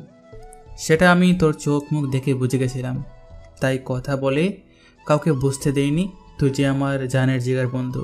তোকে দেখলে তো আর এমনি এমনি বলি না অভিনেতা, তুই অভিনয় করলে একদম পারফেক্ট হতো। মজা করা বাদ দিয়ে এবার বল, তুই হঠাৎ করে এভাবে বাসা থেকে চলে কেন এসেছিস? আগে তুই বল, হঠাৎ ঢাকায় কেন এসেছিস? আরে ভাই, তুই চলে আসার পর থেকে আমার একদম ভালো লাগছিল না। তোকে অনেক জায়গায় খুঁজেছি কিন্তু কোথাও পাইনি, তাই ওই শহরে না থেকে ঢাকায় চলে আসি। হয়তো তোর সাথে এভাবে দেখা হবে বলে ঢাকায় এসেছিলাম। তুই তো এসেছিস, সাথে আবার সাঙ্গুপাঙ্গও নিয়ে এসেছিস দেখছি। তোকে যেমন আমি ছাড়তে পারি না, তেমনি ওরাও আমাকে ছাড়তে পারে না। আর যাই বলিস দোস্ত, তোকে ছাড়া আমাদের দলটা একেবারেই অচল। দোস্ত, তোর দোহাই লাগে, প্লিজ আর আগের কথা মনে করাই দিস না। আমি আর আগের জীবনে ফিরে যেতে চাই না। আমি এভাবেই ঠিক আছি, আর খুব ভালো আছি। আমি সবার মাঝে এমন সাধারণ হয়েই থাকতে চাই। ওদের দুজনের এভাবে কথা বলা দেখে হয়তো আপনারা কিছুই বুঝতেছেন না, তাই তো? তাহলে চলেন একটু হলেও বুঝে আসি। রনি আর রাজ হলো দু বন্ধু, বলতে পারেন ওদের নাম শুনে পুরো চট্টগ্রাম কেঁপে ওঠে, কেননা ওরা পুরো চট্টগ্রামকে হাতের ইশারায় নাচায়। একদিন বিকেলে রাজ ছাদে বসে আছে, এমন সময় রনি ফোন দেয়। হ্যাঁ দোস্ত বল। রাজ, তুই কোথায় আছিস সেটা আগে বল। এই তো বাড়ির ছাদে বসে দক্ষিণা বাতাসের হিমেল হাওয়া খাচ্ছি। দোস্ত, বাতাস খাওয়া হয়ে থাকলে জলদি আড্ডা চলে আয়। আমাদের ছেলেপেলেকে এই রেখি গ্রুপের ছেলেপেলেরা মারছে। আরে বেটা, আমাদের লোককে মারছে আর তুই সেটা আমাকে এখন বলছিস? তাড়াতাড়ি চল, আজকে ওদের 12টা বাজে ছাড়বে। জলদি আয়, আমি সব রেডি করে রাখতেছি। রনির কথার জবাব না দিয়ে রাজ সোজা মোটর সাইকেল নিয়ে বেরিয়ে পড়ে। আড্ডা থেকে সবাইকে সাথে নিয়ে রিকি গ্রুপের সবাইকে মেরে হাত পা ভেঙে হসপিটালে ভর্তি করে দিয়ে আসে। অভ্যাস খারাপ হলেও মনটা ভালো আছে। তো সেদিনই ছিল রাজ আর রনির সাথে শেষ দেখা। রাজের সাথে সেদিন অনেক কিছুই ঘটেছিল, যেটার ছিটেফোঁটাও রনি জানে না। রাজও রনিকে না জানিয়ে বাসা থেকে চলে আসে। এখন কেন চলে আসে সেটার রহস্যের কথা পরে জানাবো, কেমন? এখন চলেন আবার বাস্তবে ফিরে যাই। আচ্ছা, সে না হয় বুঝলাম, তুই সাধারণভাবে থাকতে চাস, সাধারণভাবেই থাক, তাতে আমার কোনো দুঃখ নেই। দুঃখ আমার একটাই, শুধু তুই আমার মনে রাখিসনি। একটা বারের জন্য হলেও তো যোগাযোগ করতে পারতি। তুই তো জানিস না আমার সাথে কি হয়েছে, আর আমি তোকে এসব জানাতেও চাই না। আমি সেসব জানতেও চাই না। প্লিজ দোস্ত, তুই সন্ধ্যাবেলায় কলেজের মোড়ের চায়ের দোকানটায় আয়। তোর সাথে প্রাণ খুলে চায়ের আড্ডায় গল্প মাতি না কতদিন হলো। আচ্ছা ঠিক আছে, আসবো। এখন তাহলে ফোন রাখ, বাকি কথা দেখা হলেই বলা যাবে। ওপরের কথাগুলো বলে রাজ ফোনটা কেটে দেয়। দুপুরের খাবারটা এখনো খাওয়া হয়নি, তাই রান্না করতে লেগে পড়ে।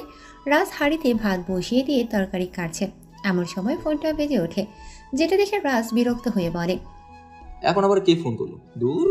ভালো লাগে না। এমনিতেই পেঁয়াজ কাটতে চোখের জলে নদী হয়ে যাচ্ছে, তার উপরে ফোনের জ্বালাতন। হ্যালো, কে বলছেন? রাজ ফোনটা রিসিভ করে নাম্বারটা না দেখে ওপাশ থেকে সোনিয়া মন খারাপ করে বলে, এখনই বলতেছ কে আমি? না জানি কিছুদিন পরে সামনে পড়লে কথা বলবে কিনা।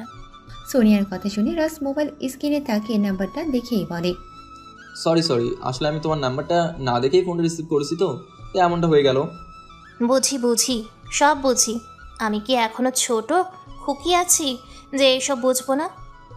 তোমাদের মেয়েদের এই একটাই সমস্যা, কোনো একটা ইস্যু পেলে সেটা নিয়েই পড়ে থাকো। একবার বুঝতেও চাও না সেই ইস্যুটা তৈরি করার কারণটা ঠিক কী। এখন আমাকে বাদ দিয়ে সব মেয়ের কথা তুললে ধরলে। আরে বাবা, আমি তোমার কাছে মাপ চাই, আর কথা পেঁচাইও না। এমনিতেই পেঁয়াজের যন্ত্রণার চোখের অবস্থা খারাপ। সামান্য পেঁয়াজ কাটতে গিয়ে এই অবস্থা, না জানি সেই কাজে গিয়ে কি করবে। সেই কাজ বলতে তুমি কোন কাজের কথা বলতে চাইছো বলো তো? বুঝলে বুঝপাতা, আর না বুঝলে তেজপাতা। এখন বলো কি করতেছ? ওই যে বললাম না, রান্না করার জন্য পেঁয়াজের সাথে যুদ্ধ করতেছি। একটা বিয়ে করলেই তো আর পেঁয়াজের সাথে কষ্ট করে যুদ্ধ করতে হয় না। বিয়ে করে বউকে কেন কষ্ট দেব? তার থেকে ভালো আমি নিজেই কষ্ট করি। ওরে বাবা, বউকে নিয়ে কত চিন্তা ভাবনা। তার চিন্তা ভাবনা থাকবে না? একটা মাত্র বউ হবে আমার। দেখা যাবে। আচ্ছা তুমি তাহলে রান্না করো, আমি রাখি। ওকে, বাই। সোনিয়া ফোন কেটে দিয়ে এদিকে রাজ রান্না শেষ করে ফ্রেশ হয়ে খেয়ে ঘুমের রাজে পাড়ি জমায়।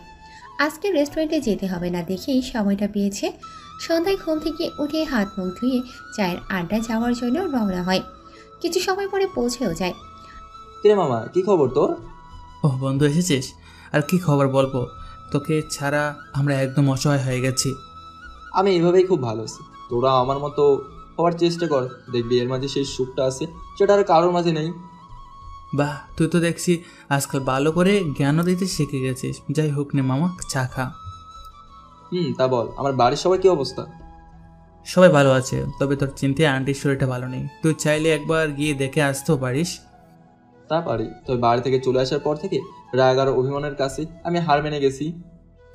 এভাবে রাগ করে আর কতদিন থাকবি? বলতো মানুষ করবি, তাই বলে তাদের উপর এভাবে অভিমান করে থাকবি? সেটা না হয় পরে দেখা যাবে। তা মামা, তুই কি এখানেই থাকবি নাকি আবার নিজ শহরে ফিরে যাবি? না মামা, আমি সেখানে এখন আর যাব না। এখানে একটা জব পেয়েছি, সেটা নিয়েই পড়ে আছি। তুই তো মামা জব করার মানুষ না, হঠাৎ কি এমন হলো যে তুই জব করতে লেগে গেছিস? আসলে তোকে তো বলাই হয়নি, রুহির বাপে আমার দিকে তীর ছুঁড়ে দিচ্ছে। আমি ভালো একটা চাকরি করলে সে তার মেয়েকে আমার সাথে বিয়ে দেবে। এখন ভালোবাসার পরীক্ষায় পাস করতে হলে একটু তো কষ্ট করে পড়তেই হবে। ওহো, এবার আসলে রহস্য বুঝতে পারলাম। তা যাই হোক, চল কক্সবাজার থেকে ঘুরে আসি। আমরা ভার্সিটি থেকে পিকনিকে যাচ্ছি। না মামা, তোরা গিয়ে ঘুরে আয়, আমি এখন আর যাব না। ওই শহরে গেলে আবার ফিরে আসতে মন টানবে না। আচ্ছা মামা, ঠিক আছে, সাবধানে থাকিস। এভাবে ওদের মাঝে আরো অনেক কথা হয়। রাজ রনি থেকে বিদায় নিয়ে বাসায় চলে আসে। দেখতে দেখতে পার হয়ে যায় কয়েকটা দিন। শনিবারে কক্সবাজারে যাবে, সেখানে রবিবার, সোমবার, মঙ্গলবার, বুধবার থেকে শুক্রবারে তারা ফিরে আসবে। তো যথারীতি রাজ ও সোনিয়া কক্সবাজার যাওয়ার জন্য প্রিপারেশন নিল। শনিবার সকাল সকাল ভার্সিটিতে চলে আসে। রাজ গাড়ির কাছে আসতেই রিমিকে দেখতে পায়। তবে রিমির চাউনিটা ছিল অন্যরকম, যেটার মানে রাজের জানেই না। তবে রিমি কয়েকদিন রাজের সাথে কোনো খারাপ আচরণ করেনি। দুটি বাসের ব্যবস্থা করেছে কর্তৃপক্ষ। একটি বাসে মীরা আর অন্য বাসের ছেলেরা যাবে। রাজ সোনিয়াকে ওদের বাসে তুলে দিয়ে আসার সময় রিমির সাথে ধাক্কা খেয়ে বসে। আসলে রিমি ইচ্ছে করে এমনটা করেছে। রিমির আগে গজগজ করতে করতে রাজের গালে থাপ্পড় দিয়ে বলে, তোর এত বড় সাহস আমার সাথে ধাক্কা খাস? মেয়েদের বাসে উঠে আবার লুচ্চামি? দেখো রিমি, তুমি নিজে ইচ্ছে করে আমার সাথে ধাক্কা খেয়ে আবার আমার উপরে দোষ চাপিয়ে দিচ্ছে। আর একটা কথা বললে থাপ্পড়ে তোর গাল লাল করে দেব। চল নাম এখান থেকে। এসব ফকিরদের ও কেন যে সাথে নিয়ে যাচ্ছে বুঝি না। রিমির কথার জবাবে রাজার কিছু না বলে বাস থেকে নেমে পড়ে। এদিকে সোনিয়ার অনেকটা খারাপ লাগা সত্ত্বেও কিছু বলতে পারে না। রাজ তার সিটে গিয়ে বসে। বাস যথাসময়ে চলতে শুরু করে। বাস সামনের দিকে চলছে তার আপন গতিতে। আর এদিকে রাজ চোখ বুলিয়ে আশেপাশের সবকিছু উপভোগ করতে ব্যস্ত। অর্ধেক পথ যাওয়ার পরে বাস থামিয়ে দেয় হালকা নাস্তা করার জন্য আর সবার ব্যক্তিগত কাজ করার জন্য। তো কাজ শেষ হলে আবার বাস চলতে শুরু করে। তার গন্তব্যের দিকে। সবাই অনেক আনন্দ করতেছে। দেখতে দেখতে বাস কক্সবাজার পৌঁছে যায়। আগে থেকে হোটেল বুকিং করা থাকায় আর কোনো সমস্যা হয়নি। তবে ছেলে মেয়ে আলাদা আলাদা থাকবে, তাও আবার একটা রুমে 5 জন করে। সবাই সবার রুমে গিয়ে ফ্রেশ হয়ে নেয়। এদিকে রিমি আর সোনিয়া একই রুমে পড়ার কারণে সোনিয়াকে রিমি ফ্রেশ হতে দিচ্ছে না। তুই এখানে ফ্রেশ হতে পারবি না, তোকে দেখলেই গা থেকে কেমন গন্ধ আসে। দেখো রিমি, এত অহংকার ভালো না। আমি যথেষ্ট পরিষ্কার পরিচ্ছন্ন হয়েই থাকি, আর তুমি মিছে দোষ দিচ্ছ আমার শরীর থেকে গন্ধ আসে। আমি তো বলি তোমার নাকটাই পরিবর্তন করে ফেলো, না হলে বিরিয়ানি খাওয়ার সময় ও পান্তা ভাতের স্মেল পাবে। সোনিয়া ওপরের কথাটা বলে বাইরে চলে আসে। আর এদিকে রিমি তো রাগে জ্বলতে থাকে। মনে হচ্ছে এখনই সোনিয়ার উপর রাগ মেটাবে। সোনিয়াকে এভাবে বাইরে দাঁড়িয়ে থাকতে দেখে রাজ জিজ্ঞেস করে, কি ব্যাপার সোনিয়া, তুমি রেস্ট না নিয়ে এভাবে বাইরে দাঁড়িয়ে আছো কেন?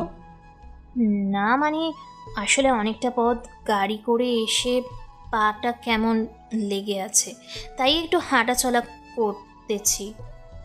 ও আচ্ছা, তাহলে চলো নিচে থেকে হেঁটে আসি। এই রাতের বেলায় খোলা জায়গায় হাঁটা চলা না করাই ভালো, বলা তো যায় না কখন কি হয়ে যায়। তোমার এই কথার রহস্য আমি আজও বুঝতে পারি না। ঠিক আমাকে কি বোঝাতে চাও? তুমি বুঝবেও না আমার মন কি বলতে চায়। না বাবা, আমার এত বুঝে কাজ নেই, চলো নিচ থেকে খেয়ে আসি, ক্ষুধায় পেটটা চোচো করতেছে। সেটাই, চলো আমরা যেতে থাকি, সবাই চলে আসবেনি। ওরা নিচে চলে আসে। এদিকে সবাইও ধীরে ধীরে চলে আসে। যে যার যার মতো খেয়ে আবার রুমে গিয়ে ঘুমিয়ে পড়ে। সকালে সবাই সমুদ্রের তীরে আসে। সোনিয়া হাত দিয়ে পানি ছিটাছিটি করতেছে। রাজের কাছে মনে হচ্ছে মেয়েটার মাঝে এখনো বাচ্চামো স্বভাবটা আছে। রাজ দূরে দাঁড়িয়ে আছে দেখে সোনিয়া রাজকে টেনে নিয়ে পানিতে ফেলে দেয়। আর দুজনেই পানিতে ভিজে একাকার, যেটা দেখে রিমির যেন গা জ্বলে যাচ্ছে, যেন এখনই সোনিয়াকে কাঁচা চিবিয়ে খেয়ে ফেলবে। কিছু সময় পরে, সোনিয়া চলো এখন রুমে যাই, বেশি ভিজলে আবার ঠান্ডা লেগে যাবে, এই সকাল সকাল গোসল করে দিলে। চলো, এমনিতেই আমার ঠান্ডা লেগে থাকে। ওরা চলে আসে। বিকেলে রাজ আর সোনিয়া সমুদ্রের পাড় দিয়ে হাঁটতেছে আর গল্প করতেছে। এমন সময় রাজ দেখতে পায় দূর থেকে একজোড়া চোখ ওর দিকে চেয়ে আছে। রাজ সোনিয়াকে রেখে সেখানে আসে। রাজকে দেখে মেয়েটি জড়িয়ে ধরে বলে, ভাইয়া তুই এখানে? হ্যাঁ রে, আমি এখানে বন্ধু বান্ধবদের সাথে ঘুরতে এসেছি। তা কেমন আছিস? এই তো আমি ভালো আছি, তা তুই কেমন আছিস? আমিও ভালো আছি। বাবা মা কেমন আছে রে? তারা একটুও ভালো নেই জানিস ভাইয়া, তোকে বাবা কত জায়গায় খুঁজেছে। আম্মুর শরীর একটুও ভালো নেই। তুই বাড়ি থেকে চলে আসার পর থেকেই আম্মু কান্নাকাটি শুরু করেছে, ঠিক মতো খাওয়া দাওয়া করে না। আমি কেন বাড়ি থেকে চলে এসেছি সেটা তো তোর অজানা নয়। হ্যাঁ আমি শুনেছি, আমি বাড়িতে ছিলাম না দেখেই এমনটা হতে পেরেছে। আমি বাসায় থাকলে তোকে কখনোই বাড়ি থেকেই আসতে দিতাম না। এখন যখন হাতের কাছে পেয়েছি তখন আর ছাড়ছি না। চল ভাইয়া, এক্ষুনি তুই আমার সাথে বাড়ি যাবি। ওপরের কথাটা বলে রিয়া রাজের হাত ধরে টানতে থাকে, যেটা দূর থেকে সোনিয়া লক্ষ্য করতেছিল। এদিকে রাজ রিয়ার হাত ছাড়িয়ে বলে, এখন আমি যেতে পারবো না, তবে রাতে গিয়ে ঘুরে আসবো, কেমন? না, তোকে আমার সাথে এক্ষুনি যেতে হবে। আমি জানি তুই পরে যাবি না। তোকে আমার থেকে কেই বা ভালো চেনে? ফোন বোঝার চেষ্টা কর। এখন আমি কলেজের বন্ধু বান্ধবদের সাথে ঘুরতে আসছি, সবাই দেখছে আমি তোর সাথে কথা বলতেছি। তাও ঠিক। আচ্ছা ভাইয়া, তোর সাথের ওই মেয়েটাকে তোর দিকে রাগে লুকিয়ে তাকিয়েছে, ভাবি নাকি? দেখতে কিন্তু মাশাআল্লাহ হেব্বি সুন্দর। আমার তো মন চাইতেছে এক্ষুনি বাসায় নিয়ে গিয়ে আব্বু আম্মুকে দেখাই। আরে না, ওটা আমার বান্ধবী, তুই আসলে এক লাইন বেজি বুঝিস। কি বান্ধবী? কিন্তু দেখে তো মনে হয় না ওটা তোর বান্ধবী। ভাইয়া, আমি চোখ দেখেই বুঝতে পারি কে বান্ধবী আর কে ঘরণী। সত্যি বলছি, ও আমার বান্ধবী। আচ্ছা ভাই, পরে কথা হবে। ভাইয়া তোর নাম্বারটা দিয়ে যা, আগেরটাই কল যায় না। আর তোরা উঠেছিস কোন হোটেলে? আচ্ছা নে, 018, আর আমরা এই হোটেলে উঠছি। আচ্ছা ঠিক আছে, আমি রাতে গাড়ি পাঠিয়ে দিবনি। আব্বু আম্মু আমাদের এখানকার বাড়িতেই আছে। আচ্ছা ঠিক আছে, পাঠিয়ে দিস, তবে আব্বু যেন আবার আমার কথা না জানে। ঠিক আছে, জানাবো না। তবে এমন লুকিয়ে আর কতদিন? যতদিন না এই মনের গহীন থেকে অভিমানের পাহাড়টা সরে যাচ্ছে। ওপরের কথাগুলো বলে রাজ তাড়াতাড়ি চলে আসে সোনিয়ার কাছে। তো সোনিয়ার কাছে আসতেই রাজকে জিজ্ঞেস করে, তুমি আমাকে এখানে দাঁড়িয়ে রেখে ওই মেয়েটার সাথে কি কথা বললে? আর তাছাড়া ওই মেয়েটা তোমার কে হয়? আসলে ওই মেয়েটার ভাই নাকি আমার মতো দেখতে। আমি কত করে বললাম আমি তার ভাই না, কিন্তু সে সেটা কিছুতেই বিশ্বাস করতেছিল না। আমার কাছে মিথ্যে বলবে না একদম।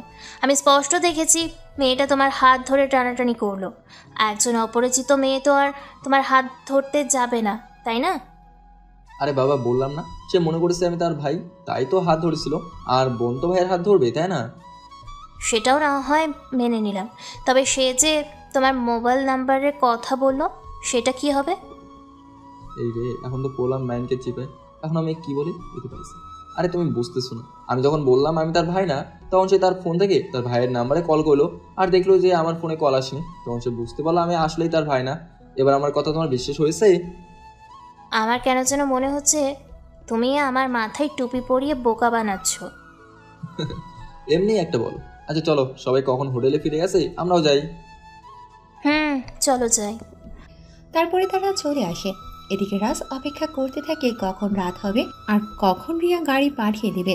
তো অনেকটা সময় পরে রাজ দেখতে পায় হোটেল থেকে একটু দূরে একটা গাড়ি এসে দাঁড়িয়ে যায়। রাজ আর দেরি না করে রেডি হয়, সোজা বেরিয়ে পড়ে। রাজ যেই না গাড়ির কাছে আসতে যাবে, অমনি পেছন থেকে সোনিয়া ডেকে বসে। এই রাজ, এইভাবে সেজে গুজে কোথায় যাচ্ছ শুনি? এই রে, কাম সারছে। যেখানে এই বাঘের ভয় সেখানেই রাত হয়। আসলে আমি একটু বাইরে যাচ্ছি, একটু পরেই চলে আসবো।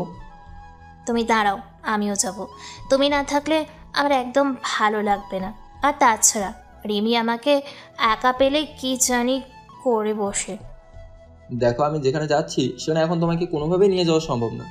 কালাচান, আমি জানি তো তুমি আমার চোখ ফাঁকি দিয়ে ওই মেয়েটার সাথে দেখা করতে যাবে। আমি তোমার পিছু ছাড়ছি না। রাজ, তুমি কিন্তু আমার সঙ্গে করে নিয়ে এসেছো আর বলেছো আমাকে কখনো একা ছাড়বে না। সত্যি কি আমি এই কথা বলেছিলাম? তাই আমি কি মিথ্যে বলতেছি? এখনো আমাকে সাথে নিয়ে যাও, না হলে আমি এখানেই কান্না করে দিব। এই যে শুরু করলাম কিন্তু। কোন মহাবিপদে পড়লাম আবার। ওকে নিয়ে গেলেও তো কে কি মনে করে, রিয়া এমনিতেই ভাবি বলে ফেলেছে। যা হবার হবে, ও আমার সম্পর্কে জানতেও পারবে। আচ্ছা ঠিক আছে, একটু পরিপাটি হয়ে এসো। আমি তো পরিপাটি হয়ে আসছি। না, তুমি ভালো একটা ড্রেস পরে সুন্দর করে সেজে গুজে আসো। তোমার কি আমাকে বোকা মনে হয়? কেন কেন, তোমাকে কেন আমার বোকা মনে হবে? এই যে আমি সাজতে চলে যাব, আর সেই ফাঁকে তুমি আমাকে রেখেই বকার পার হয়ে যাবে। আরে বাবা, আমি তোমাকে সাথে নিয়ে যাব। দয়া করে আমাকে বিশ্বাস করে যাও, গিয়ে একটু সুন্দর করে সেজে গুজে আসো। ঠিক আছে, যাচ্ছি, তবে ভুলেও আমাকে রেখে যাইও না কিন্তু। ওকে বাবা, ওকে। সোনিয়া দৌড়ে রুমে চলে যায়। আর এদিকে রাজ গিয়ে গাড়িওয়ালার সাথে কথা বলে তাকে চলে যেতে বলে, কেননা রাজ সোনিয়াকে নিয়ে গাড়ি করে যেতে চাচ্ছে না। অনেকটা সময় পরে রাজ হোটেলের দিকে তাকিয়ে যেন থ হয়ে যায়। সোনিয়া শাড়ি পরাতে যে এত সুন্দর দেখতে হবে সেটা কখনো কল্পনাও করেনি রাজ। এমনিতে মেয়েটা সুন্দরী, তবে যত্নের অভাবে সাদা চামড়া কাছে হয়ে গেছে। রাজ একদিনে সোনিয়ার দিকে তাকিয়ে আছে। সোনিয়া কাছে এসে বেশ লজ্জা ভরা কণ্ঠে বলে, কি দেখছো এমন করে? বিরক্ত করো না তো, আমি পরি দেখতেছি। তুমি এখন পরি কোথায় দেখতে পেলে? কই, আমি তো দেখতেছি না। না না, কিছু না। এখন তাহলে চলো। আমাকে কেমন দেখতে লাগছে সেটা তো বললে না। তোমাকে শাড়ি পরাতে একদম আমার স্বপ্নের পরির মতো লাগছে। মিশে কেন বলছো? তোমার স্বপ্নের পরি হবার যোগ্য আমি নিজেকে কখনোই ভাবি না। তোমার স্বপ্নের পরি তো রিমি। সোনিয়া একটু মন খারাপ করে উপরের কথাটা বলে, যেন রাজ রিমির প্রসঙ্গটা এখানেই শেষ করে দিতে পারে। তবে রাজ সেটা বাদ দিয়ে বলে, এসব বাদ দিয়ে চলো তো, তাড়াতাড়ি যাই। সোনিয়া মন খারাপ করে আর কোনো কথা না বলে রাজের সাথে হাঁটতে থাকে। রাজ ব্যাপারটা বুঝতে পেরেও কিছু না বলে একটা সিএনজি ডেকে তাতে বসে পড়ে। বেশ কিছু সময় পরে সিএনজি একটা বড় বাড়ির সামনে এসে দাঁড়িয়ে পড়ে। সেটা দেখে সোনিয়া বলে, কি ব্যাপার, এখানে কেন দাঁড়ালো? সোনিয়ার কথা শুনে রাজ একটু ভয় পেয়ে দেবার জন্য বলে, একটা ছেলে আর একটা মেয়ে একটা বাড়িতে কেন আসে বোঝো না?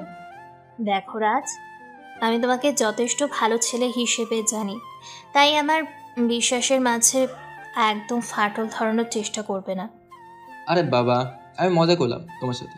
চলো তো আগে ভেতরে গিয়ে দেখি কি আছে এখানে। ও, তার মানে এত বড় বাড়িটা তুমি আমাকে দেখাতে নিয়ে এসেছো? আসলেই বাড়িটা অনেক সুন্দর, যেন কোনো এক রাজপ্রাসাদ। মনে হয় এটা কোনো এমপির মন্ত্রীর বাড়ি।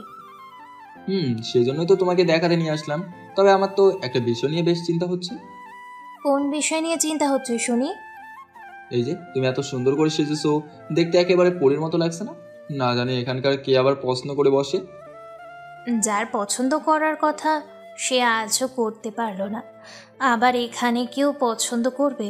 আসলে একটা কথা কি জানো, কালো রং সবার প্রিয়, তবে কোনো মেয়ের শরীরের কালো চামড়াটা না। সেটা একদম ঠিক বলেছি, তবে আমার দুটাই পছন্দ। তোমার তাহলে আমাকে সোনিয়া পুরো কথাটা বলার আগে রাজ সোনিয়াকে উদ্দেশ্য করে বলে, এসব কথা বাদ দিয়ে চলো আগে ভেতরে যাই, দেখি কি আছে। তারপরে ওরা দুজনে ভেতরে প্রবেশ করে। তবে সোনিয়া একটু হলেও অবাক হয়ে যায়, কেননা গেটের দারোয়ান রাজকে দেখে সালাম দিল, আবার কোনো কিছু জিজ্ঞেস না করে ভেতরে যাওয়ার অনুমতি দিল। রাজ ধীরে ধীরে সামনের দিকে যাচ্ছে আর চিন্তা করতেছে, না জানি কে সামনে পড়ে যায়। রাজ কিছু পথ এগোতেই দেখতে পায় বারান্দায় ওর বোন রিয়া দাঁড়িয়ে আছে।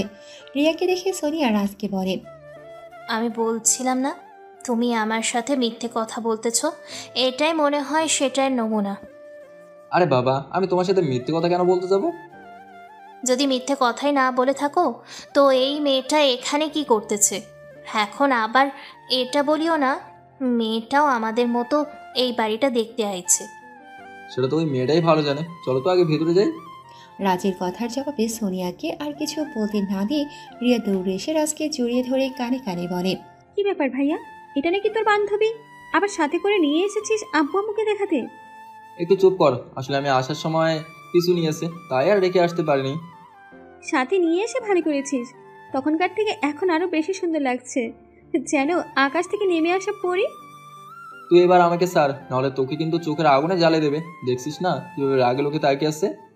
সেটা দেখতেই পারছি, আসলে মেয়েটা তোকে অনেক ভালোবাসে, তাই তোকে আমার সাথে দেখে জেলাসি হচ্ছে। রিয়া আর রাজের এমন কাহিনী আর সহ্য করতে না পেরে সোনিয়া জোরে বলে ওঠে, এই মেয়ে, তোমার কি লজ্জা শরম বলতে কিছু নাই? হ্যাঁ, সেই কখন থেকে একটা অপরিচিত ছেলেকে এভাবে জড়িয়ে ধরে রেখেছো? ছাড়ো বলছি। আমার শখ হয়েছে জড়িয়ে ধরেছি, তাতে তোমার কি? আমার কি? হ্যাঁ, ওই যে ইটটা দেখছো না, বাড়ি দিয়ে একেবারে মাথা ফাটিয়ে দেব। ওরে বাপরে, মেয়েটা দেখছি খেপেছে। এই ভাইয়া তুই সামলা, আমি আম্মুকে ডেকে আনছি। রিয়া ওপরে কথাটা বলেই দৌড়িয়ে ভেতরে চলে যায়। আর এইদিকে সোনিয়া রাজের কলার চেপে ধরে বেশ অভিমানী কণ্ঠে বলে, তুমি কি একেবারেই বোঝো না তোমাকে অন্য নারীর সাথে দেখলে আমার জেলাসি হয়, নাকি বোঝো না বোঝার ভান করো? আরে বাবা, আমাকে অন্য মেয়ের সাথে দেখলে তোমার জেলাসি কেন হবে সেটা তো বুঝে উঠতে পারছি না। পারবেও না কখনো বুঝতে, আসলেই তোমার মনটা পাথর দিয়ে তৈরি। ওদের এভাবে কথা বলার মাঝেই রাজের আম্মু দৌড়ে এসে রাজকে জড়িয়ে ধরে, কপালে চুমু দিয়ে কান্না করে দেয় আর বলতে থাকে, কেমন আছিস বাজান? আমাদের কথা তো তোর একেবারে জন্য মনে পড়েনি। আম্মু এত প্রশ্ন একেবারে করলে আমি কোনটা থেকে কোনটার উত্তর দেব? আমি যেভাবে প্রশ্ন করছিস সেভাবেই উত্তর দে। আমি অনেক ভালো আছি, আর তোমাদের কথা আমার সব সময় মনে পড়ছে। আমি প্রতিটা রাত পার করি তোমার কথা ভেবে, চোখ বুঝলেই যে তোমার ওই মায়া ভরা মুখটা আমার সামনে ভেসে ওঠে। আর তোকে আমি কোথাও যেতে দিব না, বল, আর আমাকে ছেড়ে যাবি না? রাজের আমর কথা শুনে রাজ কিছু বলতে যাবে তার আগেই রিয়া পাশ থেকে হাসতে হাসতে বলে ওঠে, আম্মু, তোমার এই বান্দর ছেলেকে তোমার আঁচলে বাঁধিয়া রাখতে চাইলে এই মেয়েকে আগে বেঁধে রাখতে হবে। এত সময় সোনিয়ার দিকে কারো নজর ছিল না, এমনকি সোনিয়ার নিজেও যেন এক ঘোরের মাঝে আছে। রাজের আম্মু মিসেস রহিমা বেগম এবার সোনিয়াকে দেখে বলে, রিয়া তুই কি বলছিস? আর এই মেয়েটাকে? ভাইয়া বলে তার বান্ধবী, তবে আমি তাকে ভাবি ভেবে নিয়েছি। সেও ভাইয়াকে তার ভবিষ্যৎ ছেলেমেয়ের আব্বু ভেবে রাত পার করে। রিয়ার কথা শুনে সোনিয়া লজ্জায় যেন লাল হয়ে যায়। আর এদিকে রাজ রিয়ার মাথায় টোকা দিয়ে বলে, এই পেতনি, কি বলছিস এসব? হ্যাঁ, যা সত্যি সেটাই বললাম। আর ভাইয়া, তোমাদের দুজনের সংকোচ আছে যে কথাটা বলতে, সেটা আমি বলে দিলাম। সেটার জন্য আমাকে টাকা দাও। কেউ তো কাউকে ভালোবাসো বলতে পারো না। রিয়া তুই এবার একটু থাম। আর এই যে মেয়ে, তোমার নাম কি? রহিমা বেগমের কথা শুনে সোনিয়া তার পা ছুঁয়ে সালাম করে, আর রহিমা বেগম পা থেকে তুলে বুকে জড়িয়ে নেয়। আমার নাম ইয়াসমিন সুলতানা সোনিয়া। বাহ, খুব সুন্দর নাম তো। তা মা, তোমার বাড়ি কোথায়? তোমার বাবার নাম কি বলো? আমি এখনই আমার ছেলের জন্য বিয়ের প্রস্তাব পাঠাবো। আমি আমার ছেলেকে আর হারাতে চাই না। আম্মু, তুমি কিন্তু আবেগান্বিত হয়ে যাচ্ছ। তুই চুপ কর। ওকে আমার ভীষণ পছন্দ হয়েছে। এই বাড়ির বউ হয়ে যদি কেউ আসে তো এই আসবে। ঠিক আছে, তুমি সেটাই করিও। এখন ওদের বাইরে দাঁড়িয়ে না রেখে ভেতরে নিয়ে চলো। তারপরে ওরা সবাই ভেতরে প্রবেশ করে। সোনিয়া যেন ঘোরের মাঝেই আছে। ওর যেন বিশ্বাস হচ্ছেই না রাজের পরিবার এত বড় লোক। এদিকে রাজের বাবা আর ভাই একটু বাইরে গিয়েছে। রিয়া তাদের বাসায় আসতে বলেছে। রিয়া ওর ভাবিকে ডাকতে চায়। ভাবি দেখো, তোমার আদরের দেবর এসেছে। রিয়া, তুমি এখান থেকে যাও। আমার কোনো দেবর নাই, আমার একটা ভাই ছিল, সে এই বাড়ি থেকে চলে গেছে। ওপরের কথাগুলো বলে রিয়ার ভাবি রেহানার শাড়ি আঁচল দিয়ে চোখের পানি মোছে। আসলে রেহানা সবসময় রাজকে ভাইয়ের মতো ভালোবাসত, তাই তো অভিমানটা একটু বেশি জমা হয়েছে। এদিকে রাজ রিয়াকে আটকে দিয়ে ওর ভাবিকে জড়িয়ে ধরে বলে, ভাবি, তুমি কি আমাকে ক্ষমা করে দিতে পারো না? এই বাড়িতে মায়ের পরে কেউ যদি আমাকে সাপোর্ট দিয়ে থাকে সেটা হলে তুমি। তাহলে মা আমাকে ক্ষমা করে বুকে টেনে নিল, তুমি নেবে না? বুকে তো এসেই পড়েছিস, আর নতুন করে কি টেনে নেব? তোর কি আমার কথা একটিবারের জন্য মনে পড়েনি? তুই জানিস না আমার ভাই নেই, তোকে আমি ভাই হিসেবেই জানি। সে তো আমি জানি, তবে সেদিন বাবার উপরে খুব রাগ উঠে গেছিল, তাই এমনটা হয়েছে। রাগ হলো আর তুই এইভাবে চলে যাবি?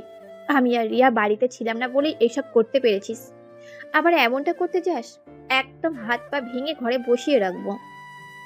ভালোই হবে, হাত পা ভেঙে আমাকে বাড়িতে বসিয়ে রাখলে আমার কষ্ট করে ইনকামও করতে হবে না, আবার খাবারও তুলে খেতে হবে না।